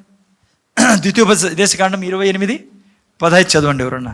ఎందుకంటే చాలా మందికి చాలా మోజు ఎక్కువ శాపం గురించి. చదువునైనా. నేను నేడు నీకు ఆజ్ఞాపించిన ఆయన సమస్త ఆజ్ఞ కట్టను నువ్వు అనుసరించి నడుచుకోవాలని. లేకుంటే ఏమైతే అంటే ఇక్కడ చూడండి, ఈ శాపములన్నయో నీకు సంభవించును. శాపం అంటే ఏమో దశ చూడండి, చెబుతాను. నీ గంప పిండు పిసికి నీ తొట్టి చెప్పిమన్ను. అంటే నీ ఇంట్లో అంతా ఏముంటుంది? ఎప్పుడు నీ కిచెన్లో శాపం ఉంటుంది. నీ రొట్టెల్లో శాపము, నీ కూరలో శాపము, నీ కారం పొడిలో శాపము. అర్థమైందా? ఆ తర్వాత చూస్తే నీ గర్భఫలము, నీ భూమి పంట, నీ ఆవులు, నీ గొర్రె మేకలు మందలు శపింపబడను. ఇంక జగదవాడిని కిందికి, నువ్వు లోపలికి వచ్చినప్పుడు, బయటికి వెళ్ళినప్పుడు, అంటే నువ్వు ఏడపోయినా కింద నింది బూజు కొట్టుకొని పోతావనే రాయబడింది కింద. చదవండి కావాలంటే. హలో, ఎట్లుంటుంది 20లో, నీవు నన్ను విడిచి చేసిన ఈ దుష్కార్యముల చేత నీవు హతం చేయబడి వేగంగా నశించు. నువ్వు చేయబూనుకొనిన కార్యములన్నింటి విషయంలోనూ యెహోవా శాపమును కలవరును గద్దింపును నీ మీదికి తెప్పించును. కింద మీరు చదివితే 22లో కింద అంటాడు, బూజు చేత నువ్వు కొట్టబడదు. అమ్మా, ఎంతో బూజు పడితే ఎట్లుంటుంది జీవితం. చూసారు ఎవరైనా బూజు పట్టిన వాళ్ళు? భూమి మీద చాలామంది ఉన్నారు. Never ever say I'm cursed. మన ప్రొఫెషన్ గురించి నేర్చుకుంటున్నాం. మన ప్రొఫెషన్లోనే చాలామంది ప్రొఫెసర్స్ ఉన్నారు. కొంతమంది ప్రొఫెసర్స్ ఏమంటారంటే, ఇంకా నీ మీద శాపం ఉంది, నువ్వు ఏసేని రక్షకుడుగా అంగీకరించినా కూడా ఏముంది, ఈ ఎవరు సార్ ఇంక వచ్చేది, మళ్ళీ ఎవరైనా రాలా ఇంకోడు ఆ కర్సుని బ్రేక్ చేసేదానికి? ఎవరో తెలుసా? నిన్ను యేసు ప్రభువుని నమ్ముకున్న తర్వాత కూడా ఎంతోమంది ఈ జీవితం, ఈ శాపాలు ఎందుకు జీవిస్తారో తెలుసా? వాళ్ళ ప్రొఫెషన్ అదే. కాబట్టి ఏం ప్రొఫెషన్ వాళ్ళది? శాపాల గురించి మాట్లాడేది. ఎప్పుడు చేయకండి. ఎందుకు దశ కష్టాలు పడతాం మనం? ఎందుకు సమస్యలు ఉన్నాయి ఇళ్ళల్లో? ఇదే చేయలేదు. ఈ భూమి మీద ఏం విత్తనాలు వేసినాం ఇంతవరకు అవే కోసుకుంటా ఉన్నాము. దాన్ని కొట్టిపడే. మీకు చెప్పానే లేదో, ఇక్కడైనా ఇంటికి వెళ్ళిన తర్వాత ప్రార్థనలో కన్ఫెస్ చేయండి దేవుని దగ్గర, అయ్యా తెలియక ఏమేమో మాట్లాడాను, ఇప్పుడు కూడా ట్రక్కులు వస్తున్నాయి ప్రభువా, వద్దనుకున్నా వస్తున్నాయి ఇంటికి. అన్నీ కన్ఫెస్ చేయండి. అయ్యా ఏమేం చేశారో మీరు ముందు కన్ఫెషన్, ఏదైతే విత్తనాలు విత్తారో ఆ విత్తనాలన్నీ పీక్ పడేసేయండి. అప్పులు విత్తనాలు ఉన్నాయా, పీక్ పడేసేయండి దానిలోనే. అర్థమవుతుందా? ఏమేమి ఉన్నాయని పీక్, మీకు బాగా తెలిసి ఏమేమి ఉన్నాయి మీ ఇంట్లో, అన్నీ పీక్ పడేసేసి రక్తంతో కడుక్కోండి. అయ్యా రక్తంతో కడుగు స్వామి, అయ్యా నేను తెలియక చేశాను, ఈరోజే చర్చిలో విన్నా, నేను తెలియక మా భర్తనన్నా ఈడంత వెదవే లేడు అసలు, ఈ బండ ఇది, ఈ సుంట ఇది అని. ప్రభా అందుకే బండ మాదిరి ఇంట్లో ఉంటాడు ప్రభా, నా తల పగలు కొట్టుకొస్తుంది ఈ బండను తెచ్చుకొని. నా భర్త సుంట, ఏమీ సంపాదీడో, వాడు ఉండే కంటే పోయేది మేలని ఎంతమంది ఉంటారు చెప్పండి. అవన్నీ కోసుకుంటా ఉన్నారు. వాడికి అతనికి ఉద్యోగమే చేయబుద్ధి కాదు, సంపాదించే బుద్ధి కాదు. ఎందుకో తెలుసా? నువ్వు అలా కట్టేసావు చేతుల కాళ్ళనే, లాజర్ని కట్టేసినట్లా. ఎట్లా కట్టేసాను సార్? ఎప్పుడు కట్టేసి? నేను కట్టలేదు, తాళి కట్టించుకున్నాను కానీ నేను కట్టలేదు అంటాను. నువ్వు తాళి కట్టిన రోజు నుంచి కడతానే ఉన్నావు పాపం అతన్ని. అతను లేలని చూస్తాడు, పొద్దున్నే ఏమైనా చేయాలని చూస్తాడు, లేలేడు. నీకు బూజు కొట్టేసిందే. ఇంటికి పోయి కన్ఫెస్ చేసి సారీ చెప్పండి దేవునికి. నేను అదే చేస్తా. ఎక్కడన్నా ఏదైనా గలీజ్ ఉందనుకోండి, జీవితంలో కనపడుతుంది అనుకోండి, వెంటనే సారీ ప్రభువా, తెలియక నేను విత్తాను ఈ మాటలు, ఇక నుంచే నేనేం విత్తాలో నాకు తెలుసు తండ్రి అని విత్తండి. వాక్యం చెప్పండి, బాధపడకండి. 1 2 నెలలు 3 నెలలనే దేవుడు ఎప్పుడు నేను అన్యాయం చేయడు, అబద్ధం చెప్పడాయన. ఓకేనా? సో నాకు టైం ఉండదు. ఓకే, ఫస్ట్ ఏం చేయాలైనా ఎప్పుడు ఆశీర్వాదాల గురించి మాట్లాడాలా. నీ ప్రొఫెషన్ అది. రెండవది నీ యొక్క యేసుప్రభు, మనం ఏం నేర్చుకుంటాను? యేసుప్రభు ద్వారా వచ్చిన రక్షణ ఆ సెక్షన్లో నేర్చుకుంటాను. మొదటిది శాపం గురించి. ఎప్పుడు కూడా నువ్వేం మాట్లాడు? నేను ఆశీర్వదించబడిన వ్యక్తిని. అమ్మ ఏం మాట్లాడతాను? ఆశీర్వదించబడిన వ్యక్తిని. శాపం నుంచి నన్ను విడిపించినందుకు నీ కృతజ్ఞతలు తండ్రి. నేను, నా భార్య పిల్లలు, నా వంశం, నా కుటుంబము శాపగ్రస్తులం కాకుండా ధన్యులను చేశావు తండ్రి.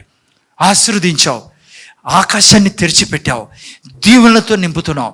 బ్లెస్సింగ్ గురించి మీకు తెలుసు కదా, పైన ఉన్నాయి 14 వాక్యాలు, అవి మాట్లాడండి. రెండవది తెలుసా? నేను ఎప్పుడు ఒప్పుకోలు చేసింది, సాతాను మన కాళ్ళ కింద పెట్టబడి ఉన్నాడు. ఎక్కడున్నాడు? కాళ్ళ కింద. ఎప్పుడు చెప్పొద్దండి సాతాను నా మీద ఉన్నాడు, సాతాను ఏది చేతబడి చేసినారు, అంటే ఎంటబడతాడు అనుకోండి. వాడు అందంగా కనుకున్నవాడు, వాడు పని అది. వాడు ఎవరిని మింగదు అని తిరుగుతూ అంటాడు. కానీ వాడిని నాశనం చేసే విధానం ఏమో తెలుసా, నువ్వు వాని మీద ఉన్నావని ఎప్పుడు ఒప్పుకోవాలా.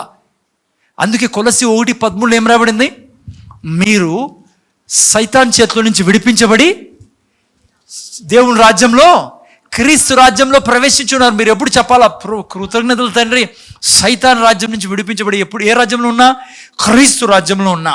ఆ తర్వాత ఎప్పుడు ఏం కన్ఫెస్ చేయాలా, 1 యోహాను 5:18 ఏం రాబడింది, మీరు చదవండి ఎవరన్నా. అందుకే నాకు తెలుగు మీరు పటపట తీసుకుంటే మేలు. ఎవరైనా ఇద్దరు. దేవుని మూలముగా పుట్టి ఉన్న వాడెవడును పాపం చేయడని ఎరుగుదుము. ఓకే, ఆ తర్వాత చదువు. దేవుని మూలముగా పుట్టిన 19 మనము దేవుని సంబంధము. చూసారా, మనం ఎవరి సంబంధము, దేవుని సంబంధము. లోకమంతయు దుష్టుని ఎరుగుదుము. సో అందుకే మీరు నా కన్ఫెషన్ ఎప్పటికీ ఏముండాలా, ఇది ఉండాలి, నేను దేవుని సంబంధిని. నేను ప్రొఫెషన్ నేర్చుకుంటానమ్మా, మీకు అర్థమైందా అమ్మా నాయనా తల్లి, దండాలు మీకే. డాక్టర్కి 6 సంవత్సరాలు పడుతుంది ఏంది నేర్చుకునేదానికి, డాక్టర్ ప్రొఫెషను. క్రికెటర్కి చాలా టైం పడుతుంది, టీచర్కి ఏం పట్టదు అనుకోండి. ఈ మధ్య సర్టిఫికెట్లు వచ్చేసినా తీసేసుకొని పోయి. ఆ సిస్టర్ చెప్పింది నాకు ఒకసారి, దెబోరా సిస్టర్, చెప్పకూడదు నేను పాపం ఎందుకో, కొంతమంది టీచర్లు కూర్చుని ఆడ స్కూల్లో అయినా టీచరే పైసా వస్తున్నారు, ఎందుకు నేను మనకి ఆ సగాలకి పోది అవన్నీ మనకు అనవసరము. సో ఆ ప్రొఫెషన్ కాదు ఇది. వాళ్ళకి అన్ని ఏళ్ళు పడతా అంటే నేను చెప్పేది వినండి. కొంతమంది ఎట్లుంటారంటే, ఇవన్నీ పక్కన పెట్టండి సార్, నేను నూనె తీసుకోసా, నాకు తల మీద చేయి పెట్టు నువ్వు. నేను తల మీద చేయి పెడతాను, నాకేం ప్రాబ్లం లేదు, బాగా. అవి ఏం పని చేయవురా, కొద్ది కొరకే పని చేస్తాయి. ఇది నేను చెప్తానేది నీకు సింహంలా జీవిస్తాను. నువ్వు ప్రతి మేలు కలిగిస్తావు. నువ్వు నడుస్తా అంటే ఏం చెప్తానో తెలుసా, ఇంక నుంచి అనుక్షణం, హలో నేను క్రీస్తు సంబంధిని. లూకాసు వార్త 10:19 ఏం రాబడింది, అది చెప్పాలా, నాకు సమస్త సాతాను శక్తుల మీద అధికారం ఉంది. హలో జాగ్రత్తగా వినండి. హలో ఇప్పుడు గుర్తొస్తుంది నేను చెప్తా. మీరు అనుకోవచ్చు, ఏదో బ్రదర్ వచ్చాం సండే చెప్తాంటాడు, ఆయన చెప్తాడు, మేము వస్తాము, మన పని ఇదే. నో సార్, నేను చెప్తానేది నిజం, ఇది ప్రాక్టికల్ మీ లైఫ్లో. నేను దురాత్మలు తీసినప్పుడు, ప్రాక్టికల్ చెప్తాను మీకు, అప్పుడన్నా అర్థమైంది. దయ్యాలు నేను తీసినప్పుడు చాలాసార్లు తీసిన తర్వాత అవన్నీ గుంపుగా వస్తాయి. వచ్చి అమ్మ ముందర చూడండి, దయ్యాలు తీసేవాళ్ళు ఎవరైనా ఉంటే కదా, చాలా భయపట్టించే ప్రయత్నం చేస్తాయి మిమ్మల్ని. రకరకాల థాట్స్ వేస్తూ ఉంటాయి. నేను ఎప్పుడు ఈ కన్ఫెషన్ని ఎత్తుకుంటాను, ముఖ్యంగా ఇదే, ఈ వాక్యం ఇంతో పాటు 2-3 వాక్యాలు ఉన్నాయి. వాటి ముందర నేను చెప్తాను, నాకు తెలుసు అవి పనిచేస్తాను. ఆయన సాతాను శక్తి అంతటి మీద నేను అధికారం కలిగిన వాడిని. ప్రతి దురాత్మ నా కాళ్ళ కింద పెట్టి ఉన్నాడు. యేసు నామములో నాకు సర్వ దురాత్మ సైతానా నీ మీదే అధికారం. నేను కంటిన్యూ కన్ఫ్యూజ్ చేస్తాను. మీకు ఒక జస్ట్ ఉదాహరణ చెప్తాను నేను, ఏంటండి. ఈ పాప మాధవి, రామాంజీ, నేను పులివిందలకి వెళ్తున్నాం కిరణ్ భార్యని చూసేదానికి. గుర్తుందా తల్లి నీకు? ఇంకెవరు ఉన్నారు మనతో? మన ముగ్గురు, ఇంకెవరు ఉన్నారు? ఈమె లేదనుకుంటా, ఉందా? ఆడ ఉందో లేదో వీళ్ళకి తెలుసు పాపం. వీళ్ళు అనుకున్నారు ప్రయాణంలో బాగున్నా పోతాను అని. వీళ్ళతో మాట్లాడుతూ ఉన్నా నేను. టోటల్గా ఈడ స్టార్ట్ అయ్యి పులివిందల చేరేంత వరకు అనేక దురాత్మలతో నేను యుద్ధం చేశాను. వీళ్ళకి తెలుసు పాపము. ఈ వాక్యం పట్టుకొని కంటిన్యూగా టోటల్గా సరౌండ్ అయి ఉన్నాను నా మీద. అవే ఎందుకు తెలుసా, ఆ రాత్రి నా దురాత్మలు తీసి ఎవరు నాకు గుర్తులేదు, ఎవరు డిమిన్ స్పిరిట్స్. పొద్దున్నే మొత్తం కట్టగట్టుకొని, ఎన్ని వేలు ఉన్నాయని నాకు తెలియదు కానీ 100 వేలు. But I was alone. Like వీళ్ళ పాప ఏదో మాట్లాడితే వీళ్ళకి జవాబు కూడా చెప్తాను నేను పక్కన. But literally I was like, మీరు అందుకే నేర్చుకోండి. ఇవి ఊరికే ఉల్లులా ఉత్తుత్త మిరపకాయ కాదు, బురుగుల చట్నీ కాదు ఇది. కొంతమంది అనుకుంటారు ఏదో బురుగులు చేస్తానండి, బురుగులు తినిపోదాం. వాడు బురుగులు చుట్టు పట్టినప్పుడు, చుట్టూ చేరుకున్నప్పుడు అప్పుడు తెలుస్తుంది బొరుగుల చట్నీనా అని. ఈ వాక్యం నాశనం చేసి పెడతావు నువ్వు పాతాలని తెలుసా నీకు. ఇది ఆరంభంలో ఇవన్నీ జరిగేది నాకు, కానీ నాకు ఇది తెలుసు దేవుని మహాకృపలన. సింహంలా గర్జిస్తా అంటే వాటి ముందర ఏమని? కాపాడదేవా కాదా?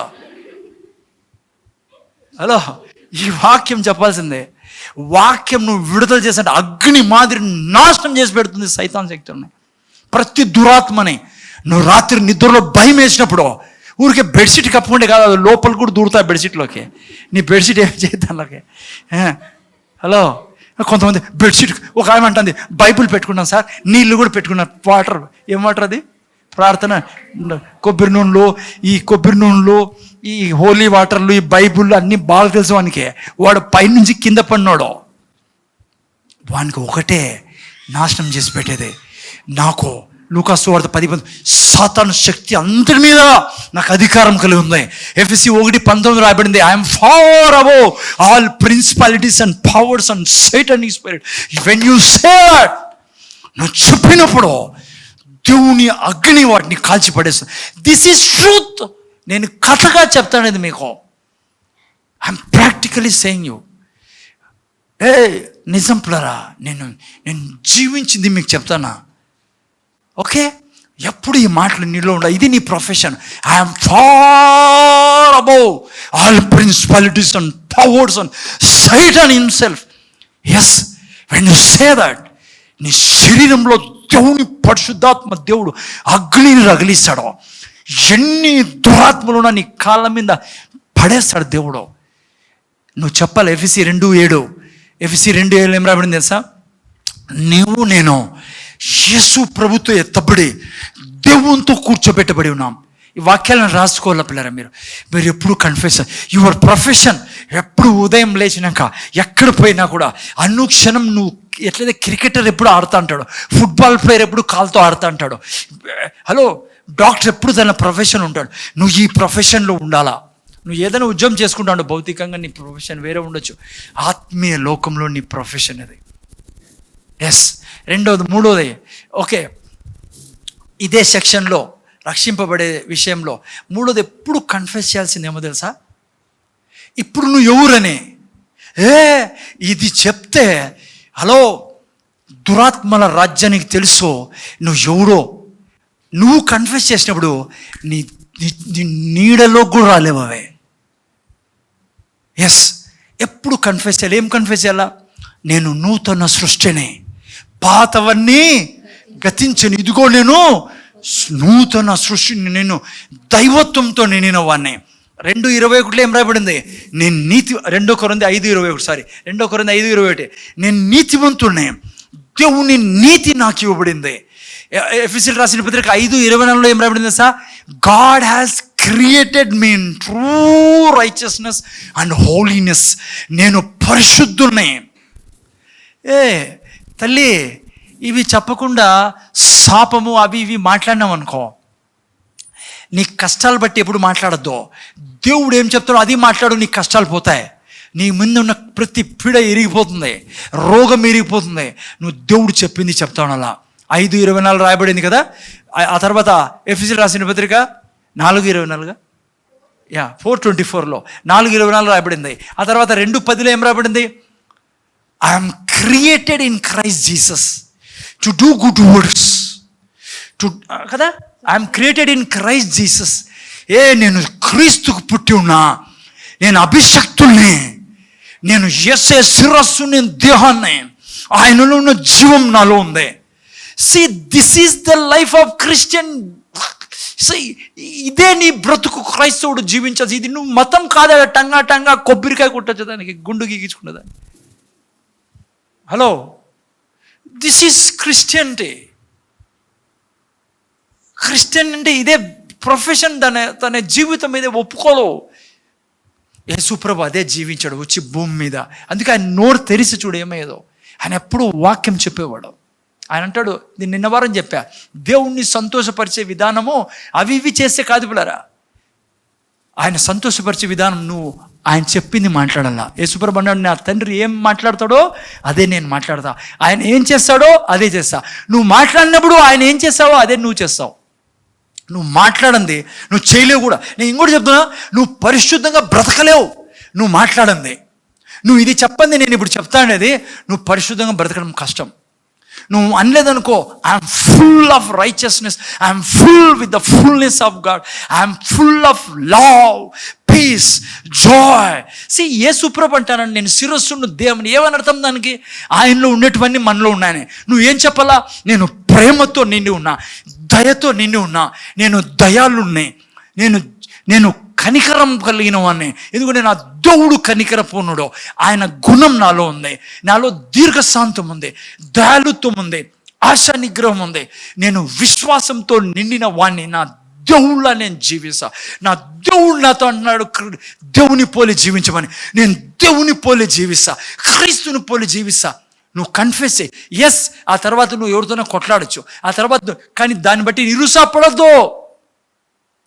ఇది నువ్వు కన్ఫెస్ చేసినప్పుడు నువ్వు దీన్ని ప్రొసెస్ చేసుకుంటావు. ఇది మొదటి సెక్షన్. మన దగ్గర టైం లేదు, కొద్దిగా నేను చెప్తున్నా. మెయిన్ ఈ దినమంతా ఇదే చేస్తాను. నేను ఎప్పుడు చెప్పు, నేను ప్రేమతో దయతో నిండిన వ్యక్తిని. కనికరం నా జీవితం, కనికరంతో నిండి ఉన్నా, దయతో నిండి ఉన్నా, దీర్ఘశాంతంతో నిండి ఉన్నా. పరిశుద్ధాత్మ వరాలు నాలో ఉన్నాయి, పరిశుద్ధాత్మతో కనెక్ట్ అయి ఉన్నా నేను. ఇదే నా జీవితము జీవించే విధానం ప్రతి క్షణం. అందుకే ఆయన అక్కడ ఉన్నాడో. నీవు కన్ఫెస్ చేసినది నీకు నీ జీవితంలో వచ్చేటట్లు చేసేదానికి ముందే చెప్పా. మీరు నేనేమై ఉన్నాం చెప్పాలా? ఇట్లా అంటానా, మీరు నేనేమై ఉన్నాం? దోశ అనొద్దండి, భూమి. కొంతమంది ఇట్లంటే దోశ ఏమో సార్,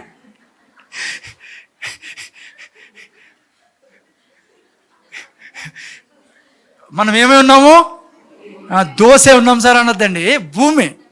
మనం ఏమై ఉన్నాం? దేవుడు ఏం పేరు పెట్టాడు మొదటి మనిషికి? భూమి. మీరు నేనేమై ఉన్నాం?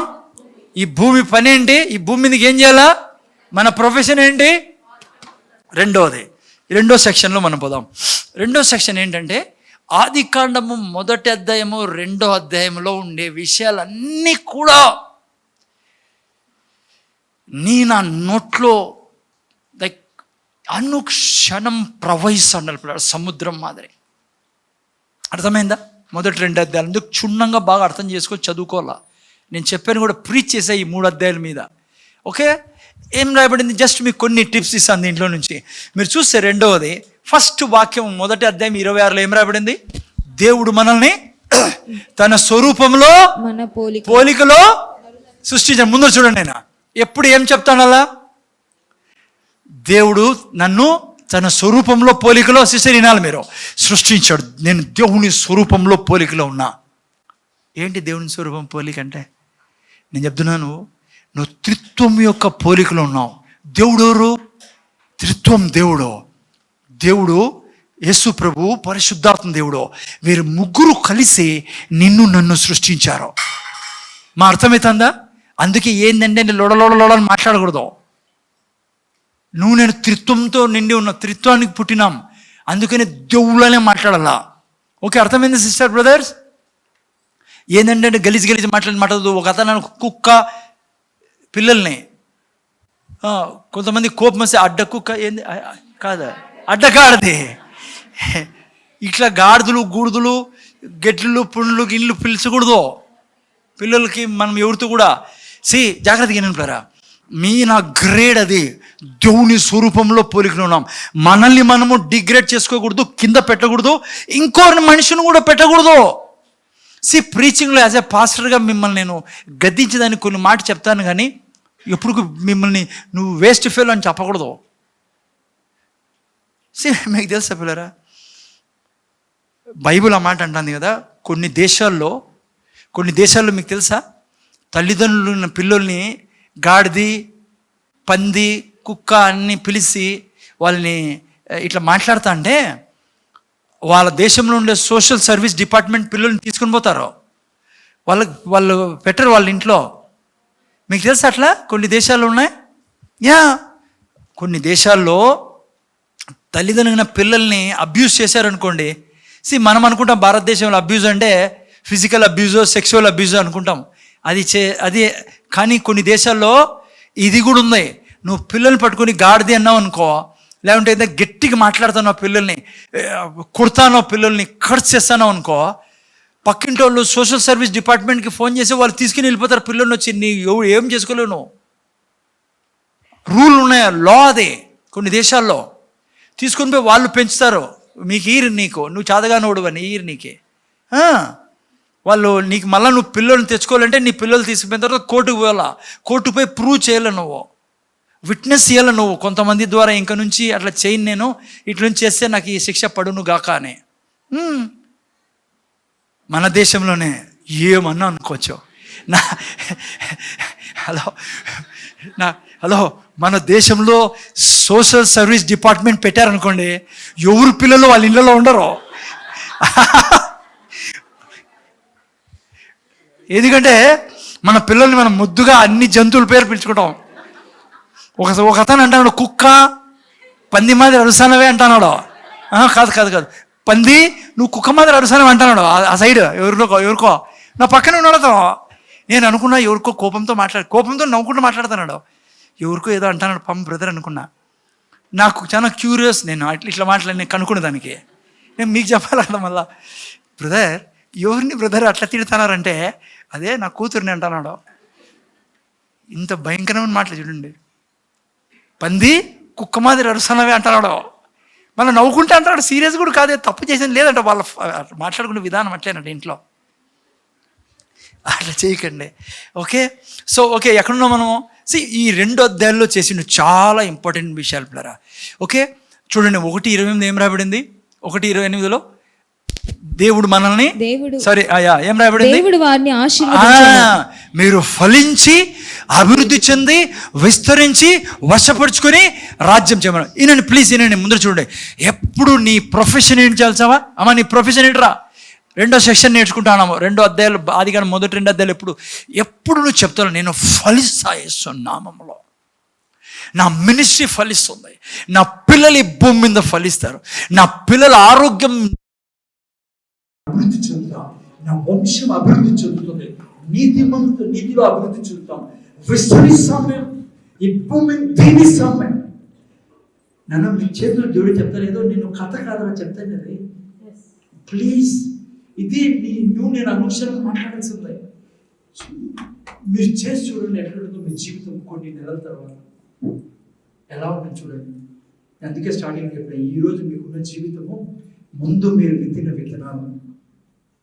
ఈరోజు నువ్వు నిర్ణయించుకొని నువ్వు ఇలా మాట్లాడుతున్నావు అనుకో, నేను ఫలించి అభివృద్ధి చెందాయి, నేను నా కుటుంబం విస్తరిస్తాం ఆశీర్వాదాలతో, మేలులతో, నాకు పుట్టే రక్తం అంతా కూడా, నా వంశం అంతా కూడా దేవుని దీనుల్లో మేము వర్ధిల్లుతాం. హలో, నేను రాజ్యం చేస్తాం. అలా ఏం చేస్తాం? ఏం చెప్పాలా? రాజ్యం చేస్తాం. తెలుసా మీకు నాకు ఏముంటుందో బైబిల్? రాజులు అని పిలుస్తుంది. ఏమని పిలుస్తుంది? అసలు ఈ చదివారు ఎప్పుడు బైబిల్ రాజులని? మీరు నేను రాజులము, ఆడోళ్ళు అయితే రాజులు. చెప్పండి రాజులని. రాజులకు మొగ్గులు చెప్పండి. మొగ్గులు రాజులు, ఆడలంతా ఏమో నిజం తల్లి, మీరు రాజులు రాణులు. అందుకే చూడండి, ఈ రాజు పుడతానంటే ఎక్కడ తీసుకెళ్ళాడు మోని దేవుడు? నవ్వుతారు. ఎక్కడ తీసుకెళ్ళాడు? 2:8 చూడండి, ఎక్కడ తీసుకెళ్ళాడు? ఎక్కడ తీసుకెళ్ళాడు తల్లి? 2:8. ఏడున్నావు తల్లి నువ్వు? పవనే ఉన్నావా లేదా? దాక్కున్నావు అంతే. 2:8 ఎక్కడ పెట్టాడు? హలో ముందు చూడండి, మీరు ఏం కరెక్ట్ ఉంది. హలో ముందు చూడండి, 2:8 ఎక్కడ పెట్టాడు?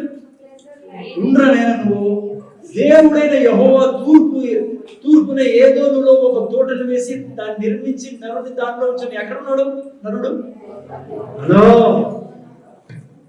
దేవుడు ఈ రాజుని సృష్టిస్తానంటే తీసుకుని పోయి ప్యారడైజ్ లో పెట్టినాడు. ప్యాలెస్ లో పెట్టినాడు. ఎందుకంటే రాజులు నివసించింది ఎక్కడ? ఈయన చెప్పదు మీరు. ప్యాలెస్ లో, టెరెస్ట్రియల్ ప్యారడైజ్ అంటే దానికి అర్థం ప్లెజర్ ల్యాండ్. ఎందుకు అక్కడ పెట్టాడు సార్ దేవుడు? ఎవరైనా చిన్న రూమ్ లో పెట్టచ్చు కదా, 6x4 లో. కింగ్స్ ఎక్కడ ఉంటారు? నువ్వెవరు? రాజుని. అందుకే నీటి ఉండాలా. అమ్మా ఇంటున్నారా? ఎట్లుండాలా? రాజులు ఎట్లుంటారు? చక్కగా తల దుక్కుని రానైనా స్నానం సబ్బేసుకోవాలా, సబ్బు వేసుకుని స్నానం చేయాలా, హలో ఎవరు భయపడకూడదు, బెదిరిపోకూడదు, నేను వస్తాను. మంచిగా స్నానం చేసి రావాలా, మంచి బట్టలు వేసుకోవాలి, కొత్త అవసరం లేదు, ఉత్తుకొని వేసుకోవాలా, శుభ్రంగా పెట్టుకోవాలా ఫేస్ అంతా కూడా. మొగోళ్ళు ఇక్కడ చూసి చెప్తాను నేను, మొగోళ్ళు ఇంటికి పెట్టుకోండి. ముఖ్యంగా మీకు తెలుసు కదా, లాస్ట్ టైం ఎప్పుడు చెప్పండి నేను మీసాలు కట్ చేయాలి. రామకృష్ణ కట్ చేసినావా, కొంచెం బాగా కనపడుతుంది రామకృష్ణ. కొంతమంది మీసాలు ఎక్కడుంటాయి, సాంబారు చట్నీ దోశ అంతా గడ్డాలు వద్దులేను. ఊరివి రాజుకి మీసాలు నోట్లో పోతాయా, మీసాలు కట్ చేసుకోవాలా, కట్ చేసుకోవాలా. ఎందుకు మీకు తెలుసు రహస్యం చెప్పండి రాజు, వెళ్ళిన వాళ్ళ కోసమే ఫ్రీగా చెప్పేస్తా. ముద్దు పెట్టుకున్నప్పుడు మీసాలు ముద్దు పెట్టుకునే, ఇంటికి రట్టం రాకపోతేనా భార్య పడతాను ముద్దు పెట్టుకోలేదు, తప్పేం లేదు, వేరే వాళ్ళు పెట్టుకోలేదు. రామకృష్ణ కరెక్ట్ భార్య కట్ చేయి, నేను చెప్పేది మళ్ళీ బయటికి చెప్పి వాళ్ళు ఫాస్ట్ ముద్దు పెట్టుకున్నాడు. అది భార్య ఎవరికన్నా ముద్దు పెట్టుకునేరు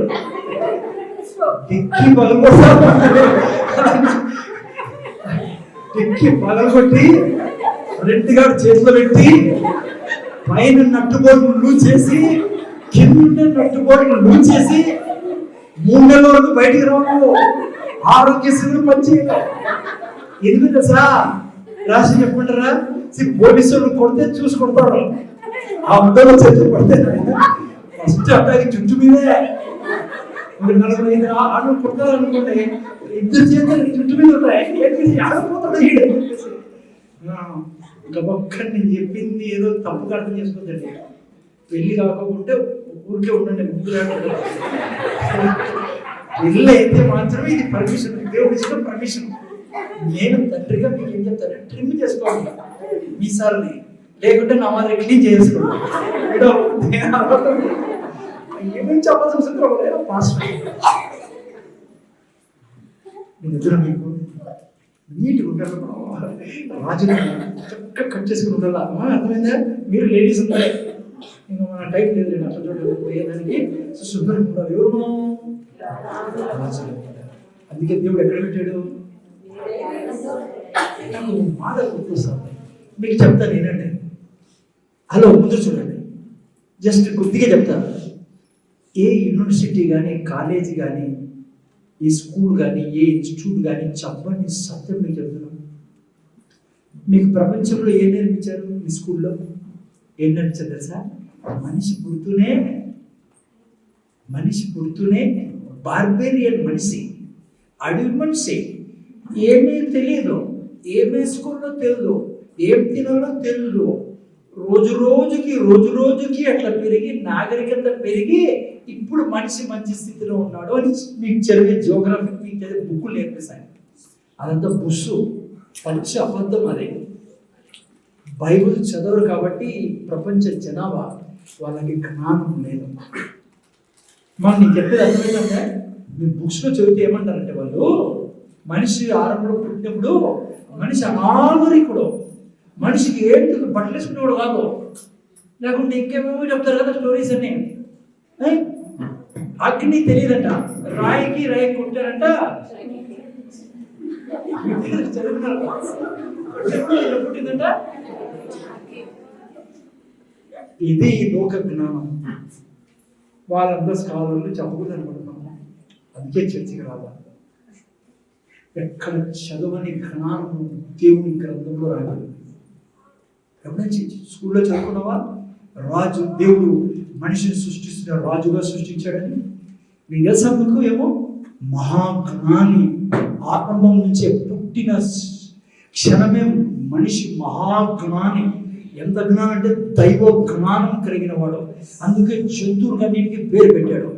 చెక్కుముక్కలతో టకా కొడితే కరెంట్ ఇది అగ్గిరాదా, స్టార్టింగ్ నుంచి తను అన్ని కలిగి ఉన్నవాడు. హలో, ఆ తర్వాత చూడండి మీరు, వాళ్ళు చక్కగా పండించి స్టార్టింగ్ నుంచే పంట ఉంది, స్టార్టింగ్ నుంచే పండిస్తాను ఆయన. ఆ తర్వాత కైని ఏబుల్ చూడండి, కైని ఏబుల్ చక్కగా పండించాడు, జంతువులు పోషిస్తాను. ఆ తర్వాత నా టైం మీద మీరు చరిత్ర చదువుకుంటూ వస్తే ఈయన బుక్కుల్లో చదివే చరిత్రకి బిల్కుల్ ఉల్టా ఉంటుంది బైబిల్లో. నేను చెప్తున్నా, నాగరికతతో స్టార్ట్ అయినాడు, ఇప్పుడే మనిషి అనాగరిక అయిపోయినాడు. అనాగరిక కరెక్ట్ అవ్వడేనా? అనాగరికుడు అయిపోతున్నాడు రోజు రోజుకి. బట్టలు వేసుకుని రాదు, ముందే బట్టలతో వచ్చినాడు. పాపం చేసుకుని దేవుడు ఏం చేశాడు? చక్కటి బట్టలు ఇచ్చాడా, మహాజ్ఞానం ఇచ్చాడా, చక్కగా వండుకొని తిన్నారు. ఏబేల్కైనా బ్రహ్మాండంగా కుకింగ్ చేసుకొని తిన్నారు. ఆ తర్వాత కూడా సృష్టించండి, బాబేల్ పర్వతం దగ్గర ఏం కట్టినారు? పర్వతాన్ని కట్టినారు వాళ్ళు. అది తీసుకుని అయినా చల్లకుంటుంది పిల్లలకి. రెండు తీసేసాడు, వాక్యం తెలిసేయండి. అదేవిధంగా నేను చెప్తున్నాను మీకు. ఓకే, సో నా పాయింట్ ఏమంటున్నారా? సో అదే బుక్స్ లాంటి చెప్తాను. బుక్స్ అది కరెక్ట్గా అయింది, ఇక్కడ అయింది. ఇప్పుడే అనాగరికంగా తయారైంది. పిట్టి పెట్టి బట్టలు వేసుకుని పెద్ద పెద్ద అజాన్ బాబు మొగోళ్ళు కాదు, మీకు తెలిసి పెద్ద పెద్ద సిటీస్లో పోతే ఇంకొద్ది రోజులు పోతే ఏమైంది? 10 ఏళ్ళు పోయిన తర్వాత వాళ్ళు అంటున్నారే స్టార్టింగ్ మనిషి అట్లుండే, ఇప్పుడు తయారవుతారు అనుకుంటారు. ఓకే, పాయింట్ ఏంటంటే మనిషిని దేవుడు ఎప్పుడు ఇది కన్ఫెస్ చేయాలి. ఏమని? రాజులు. అందుకే చూడండి ఎక్కడ పెట్టాడు? ప్యారడైజ్లో పెట్టాడు. అందుకే నేను ఎప్పుడు ప్యారడైజ్ని కన్ఫెస్ చేయాలా. రెండోది, అక్కడ చదివితే మీరు ఎటువంటి ఫుడ్ ఇచ్చాడు వాళ్ళకి? 9వ వాక్యం చదవండి, పెట్టారా? చదివండి. 9లో దేవుడైన యెహోవా మరియు దేవుడైన యెహోవా చూపునకు రమ్యమైనది ఆహారములకు. మా సిస్టర్ వింటున్నారా? 2:9లో ఏం రామింది? Food, Kings food. ఇది ఎట్లా భోజనం ఇచ్చాడు చూడండి దేవుడు. ఈగలు కొట్టుకునే భోజనం అనుకున్నారా? ఇప్పుడు దొరుకుతుంది అది, ఎందుకంటే దేవుడు లేడు కాబట్టి జీవితాల్లో. కానీ దేవుడు ఎంత మంచి చూడండి, ప్యారడైస్లో పెట్టి బ్రహ్మాండమైన భోజనము, రాజుల భోజనము చూపునకు. 5 స్టార్ హోటల్ పోతే ఎట్లుంటుంది ఫుడ్? రమ్యంగా ఉంటుంది. ఆ hotel setup, lighting, heating, table అంతా ఎట్లుంటాయి? ఆడ వండించే వాళ్ళు సర్వర్స్ అంతా ఆ టైపు. దేవుడు ఏం కోరుకుంటాను మీతో? కిందికి వస్తే ఒక ఫ్యామిలీకి ఎన్ని నదులు? 4 నదులు. ఇక్కడ కాలువలు లేవు, 4 నదులు ఇద్దరికి. చూడండి దేవుని యొక్క హార్ట్ చూడండి, దేవుని యొక్క మైండ్ చూడండి. 4 నదులు. ఏం పండుతుంది? బంగారం పండు. బంగారం పండుతున్నాడా? ఎవరు సృష్టించారు బంగారు? దయ్యం కదా, జాగ్రత్త. అంటే ఇంకో మనం దయ్యం, బంగారం అంటేనే ఆయుసం కొంతమందికి. ఎవరు పుట్టించింది బంగారం? దేవుడు కదా. ఎక్కడ పెట్టాడు దేవుడు? ఏదోతో. ఎవరు అన్నారు చనిపోయిన తర్వాత స్వర్గానికి ఆడ బంగారు వీధులని. నేనంట రాజుకి ఈడే బంగారు వీధిలో. మీరు అంటారు అంత అబద్ధమని. నేను చెప్తా అది నిజమని. బంగారు ఆడని చెప్పండి. మీరు ఇల్లు చూస్తున్నారు ఏడు సార్, మా ఇంట్లో కింద ఉంది బంగారం. ఆడ పోయిన తర్వాత బంగారు వీధిలో దిగుతాం, తప్పేం లేదు, నిజమే అని. కానీ మన దేవుడు ఎట్లా వాడంటే, మన తండ్రి ఆల్రెడీ బంగారు కింద పోయాడు, కాళ్ళ కింద. తేడా ఏమంటే ఆటికి మన్ను పైన తోబి తీసుకోమంటాను. తీసుకుంటున్నారా లేదా? బంగారు, వజ్రాలు, గ్యాస్, పెట్రోలు, డీజిల్ అంతే అన్నాయి. సములు భూమి కింద ఉన్నాయి. రాజు ఎక్కడ తిరుగుతున్నాడు? దానిపై తిరుగుతున్నాడు రాజు. హలో, చూసిన దేవుని యొక్క హృదయం. 10వ వాక్యంలో దేవుడు జాబ్ కూడా ఇచ్చాడు. ఎవరికి? ఆదాంకి కదా. 2:15. అమ్మా వినండి, ఈ 2 అధ్యాయాలు బాగా కన్ఫ్యూస్ చేస్తా ఉన్నారు. ఈ 2 అధ్యాయాలు ఉండేది చెప్తా ఉన్నాను ఎప్పటికీ. రాజు నేను, నా తండ్రి నన్ను సృష్టించలేదు ఏదాకా పెట్టేదానికి? ప్యారడైజ్లో పెట్టేదానికి. బీదరికం లేదు కదా మనకి. చాలా మంది క్రైస్తవుల్లో బీదరికంలో మంచిది. తప్పది. బీదరికం మనకు లేదు.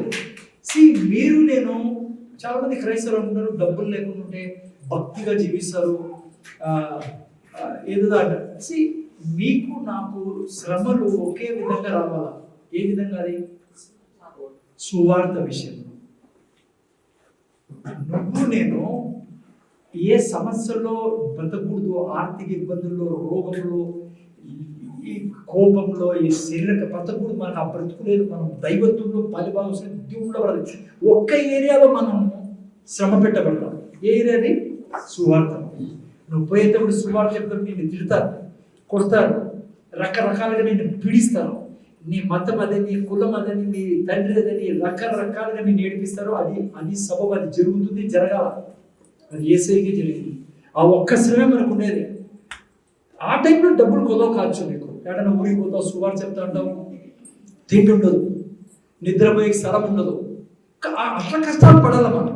అప్పుడు ఉంటాయి సువార్తకు సంబంధించి. ఇంట్లో కూర్చొని నువ్వు అప్పుల్లో ఉండి సువార్త సంబంధించి కాకుండా ఆ కష్టాల్లో పడుతున్నావు, అప్పుల్లో పడుతున్నావు, అనారోగ్య పడుతున్నావు అంటే అవి రావు. కానీ నువ్వు జాగ్రత్తగా ఎక్కడ ఏం మాట్లాడుతున్నావు నువ్వు అనేది గ్రహించాలి. నీ భూమి మీద ఏం విత్తనాలన్నా గ్రహించాలి. సువార్త మీద నన్ను కొట్టచ్చు, జైల్లో వేయచ్చు, తప్పుడు కేసులు పెట్టచ్చు, ఆడవాళ్ళు చేసాడని, పట్టుకున్నాడని, మొగోళ్ళు పట్టుకున్నాడని, డబ్బులు కొట్టేసాడని, దొంగలని పాస్టర్ల మీద చేస్తాను కదా, సేవకుల మీద చేస్తాను. అవి ఓకే, అవి రావాలా. యేసు ప్రభువునే ఏమో అన్నాడు. ఆ తప్పించి నువ్వు ఏదైనా కష్టాల్లో ఇరుకుతున్నావు అనుకో, నువ్వు కరెక్ట్గా ఈ భూమిని నువ్వు వేయాల్సిన విత్తనాలు వేయకోకుండా కష్టాల్లో శ్రమలో ఉన్నావు. ఓకే, ఈ 2 అధ్యాయాలు ఎప్పుడు కన్ఫ్యూస్ చేస్తాను. నేను ఫలించి అభివృద్ధి చెందుతా, విస్తరిస్తా, రాజు నా దేవుడు హృదయాన్ని మీకు చూపించా. ఆయన ఎప్పుడు ప్యాలెస్లో పెట్టారు. మంచి తిండి తినాలని కోరుకుంటాడు, శుభ్రంగా ఉండాలని కోరుకుంటాడు, నీ గురించి నీకు ఉద్యోగం వేయాలని కోరుకుంటాడు, ఎంప్లాయ్మెంట్ ఇచ్చాడు ఆయన ఆదాంకి. నీ ఇంటిలో ఎప్పుడు నీళ్లు, ఏసీ అన్నీ ఉండాలని కోరుకుంటాడు దేవుడు. ఇట్లా ఉండి ఇంట్లో రోజు వచ్చి ఆదివారం ఇప్పుడుండే పరిస్థితిలో మీకు అర్థమవుతుంది. ఇప్పుడు కరెంట్ లేదు కదా అమ్మా, దేవుడు కోరుకున్నాడు ఇట్లా ఉండాలని? కోరుకోడు.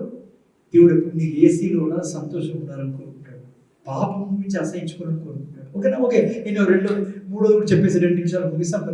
నెక్స్ట్ వీక్ 3వది మనం ఎప్పుడు కన్ఫెస్ చేయాల్సిందే. 3వ సెక్షన్ మన ప్రొఫెషన్, అబ్రహాం ఆశీర్వాదం. అయినా మీరు పాపని బయట తీసుకెళ్ళచ్చు కదా, చల్లగా ఉంటుంది చిన్న పాపని. ఓకే, జాగ్రత్త తినండి కదా. నాది టైం లేదు, జస్ట్ రేపు వారంలో మనం కంటిన్యూ అయిదాం. 9:30కి స్టార్ట్ చేసాం కాబట్టి ఇప్పుడు ఓకే. అబ్రహాం ఆశీర్వాదాలు ఎప్పుడు కన్ఫెస్ చేస్తాను. మీరు బైబిల్లో ఒక వాక్యం చదవండి. మీరు ఎందుకు మళ్ళీ నేను మిస్ కాకుండా చూడండి. చాలా మంది క్రైస్తవులు ఏమంటారంటే అబ్రహాం ఆశీర్వాదాలు మనకు కాదు, అబ్రహాంకి, ఇస్సాకి, యాకోబు. దేవుడు ఏమేమైతే అబ్రహాంకి ప్రామిస్ చేశాడో మనల్ని దృష్టిలో పెట్టుకొని అబ్రహాంకి ప్రామిస్ చేసినది. అందుకే గలతీ 3:13 ఫాస్ట్గా చదవలేదు ఎవరైనా? ఫాస్ట్గా చదవండి. గలతీ 3:13.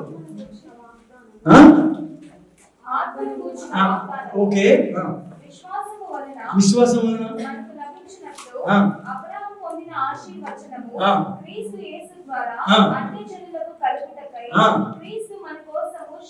చూసారా, క్రీస్తు ఎందుకు శాపమైనాడంటే అబ్రాహాము కలిగిన ఆశీర్వాదాలైన అన్యజనులైన మనకు కలుగుటకై.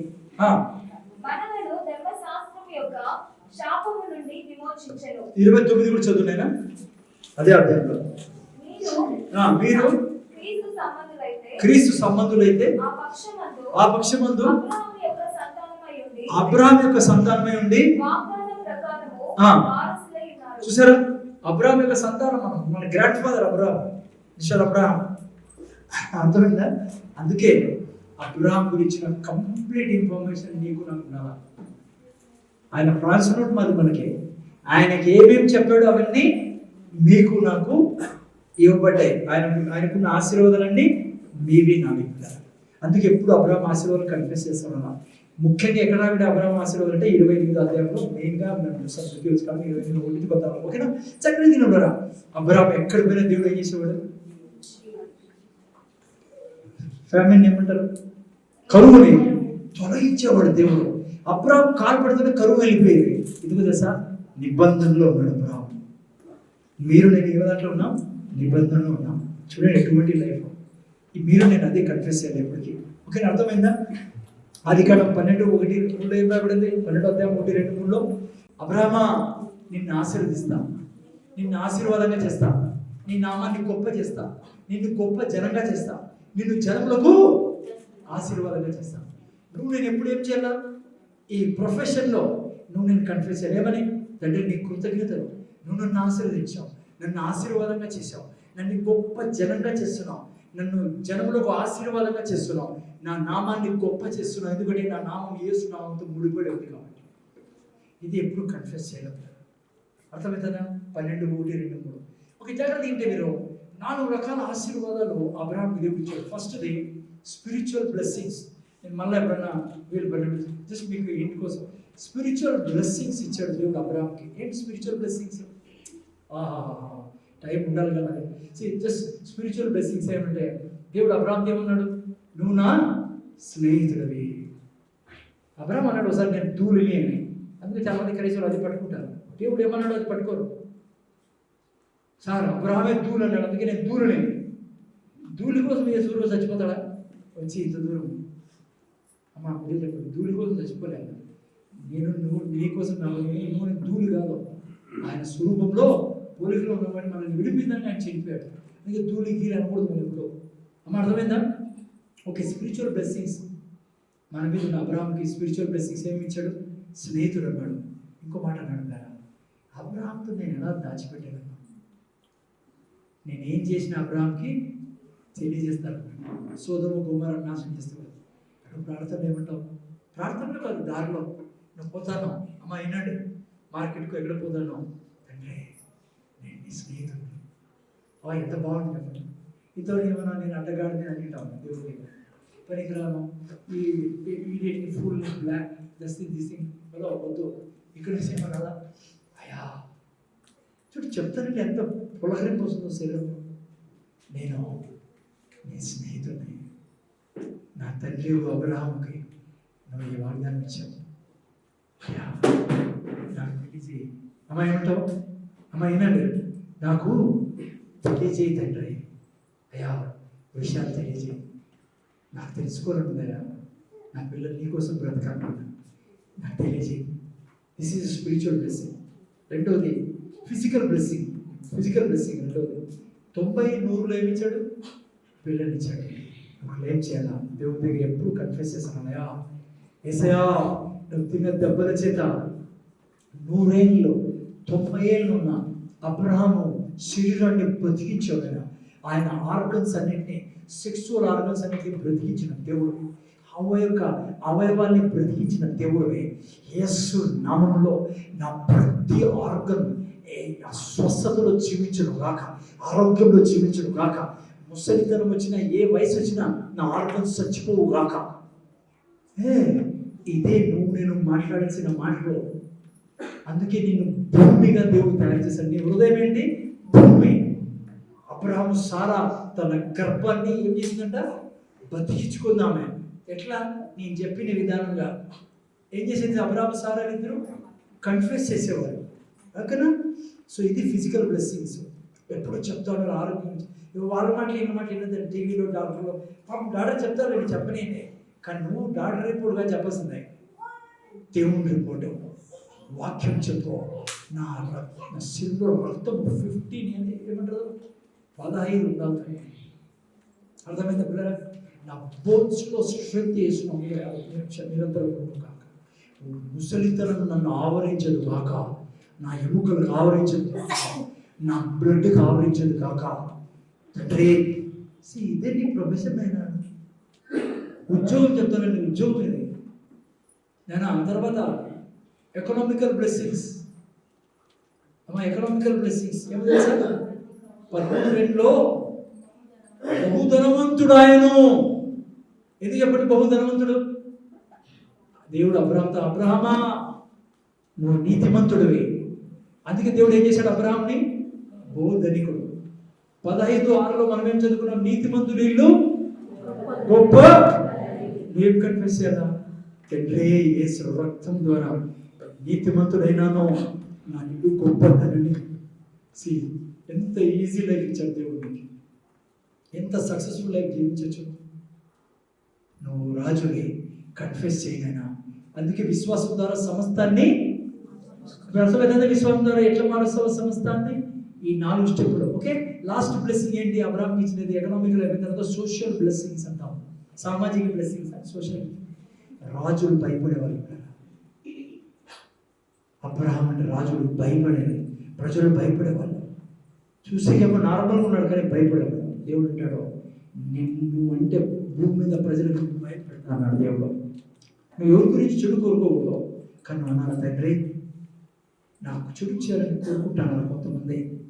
వాళ్ళ చూడు నువ్వు కోరుకోకూడదు, నువ్వు భయం పెట్టే దేవుడివి, ఎందుకంటే చీకటి శక్తులు వాళ్ళని ప్రేరేపిస్తాను. ఎస్, అందుకే ఎప్పుడు కన్ఫ్యూస్ చేయాలి. ఒకసారి ముగిస్తాను. సో ఈ బ్లెస్సింగ్స్ అన్నింటినీ నువ్వు నేను ఏం చేయాలా? కన్ఫ్యూస్ చేయాలి. అబ్రాహాం ఎందుకు సక్సెస్ఫుల్ అయ్యాడు? అబ్రాహాం సార్ వాళ్ళు బిహేవ్ చేసేవాళ్ళు, అంటే జీవించేవాళ్ళు. ఇద్దరు జీవించారా లేదా? 4వ అధ్యాయం రోమిల 19 చదివితే వాళ్ళు సన్నగిరి లేదని రాబడింది, అనుమానించలేదని రాబడింది. ఏం చెప్పేవాళ్ళు? ఇద్దరు ఎప్పుడు మేము అబ్రహాం సంతానం, సారీ ఏమనేవాళ్ళు? నేను అబ్రహాంని అనేవాడు, నేను సారాను అనేవాడు. వాళ్ళు ఎప్పుడు వాక్యం చెప్పేవాళ్ళు భార్య పడతారు. అందుకే ఏమైంది? వాళ్ళ జీవితంలో ప్రతి దీవెన అనుభవించేవాళ్ళు. సో అందుకనే కేవలం వినేవాళ్ళుగా ఉండాలంటే మీరు చేసేవాళ్ళుగా ఉంటారు మీరు. ఓకే, ప్రార్థన చేసుకుంటాం.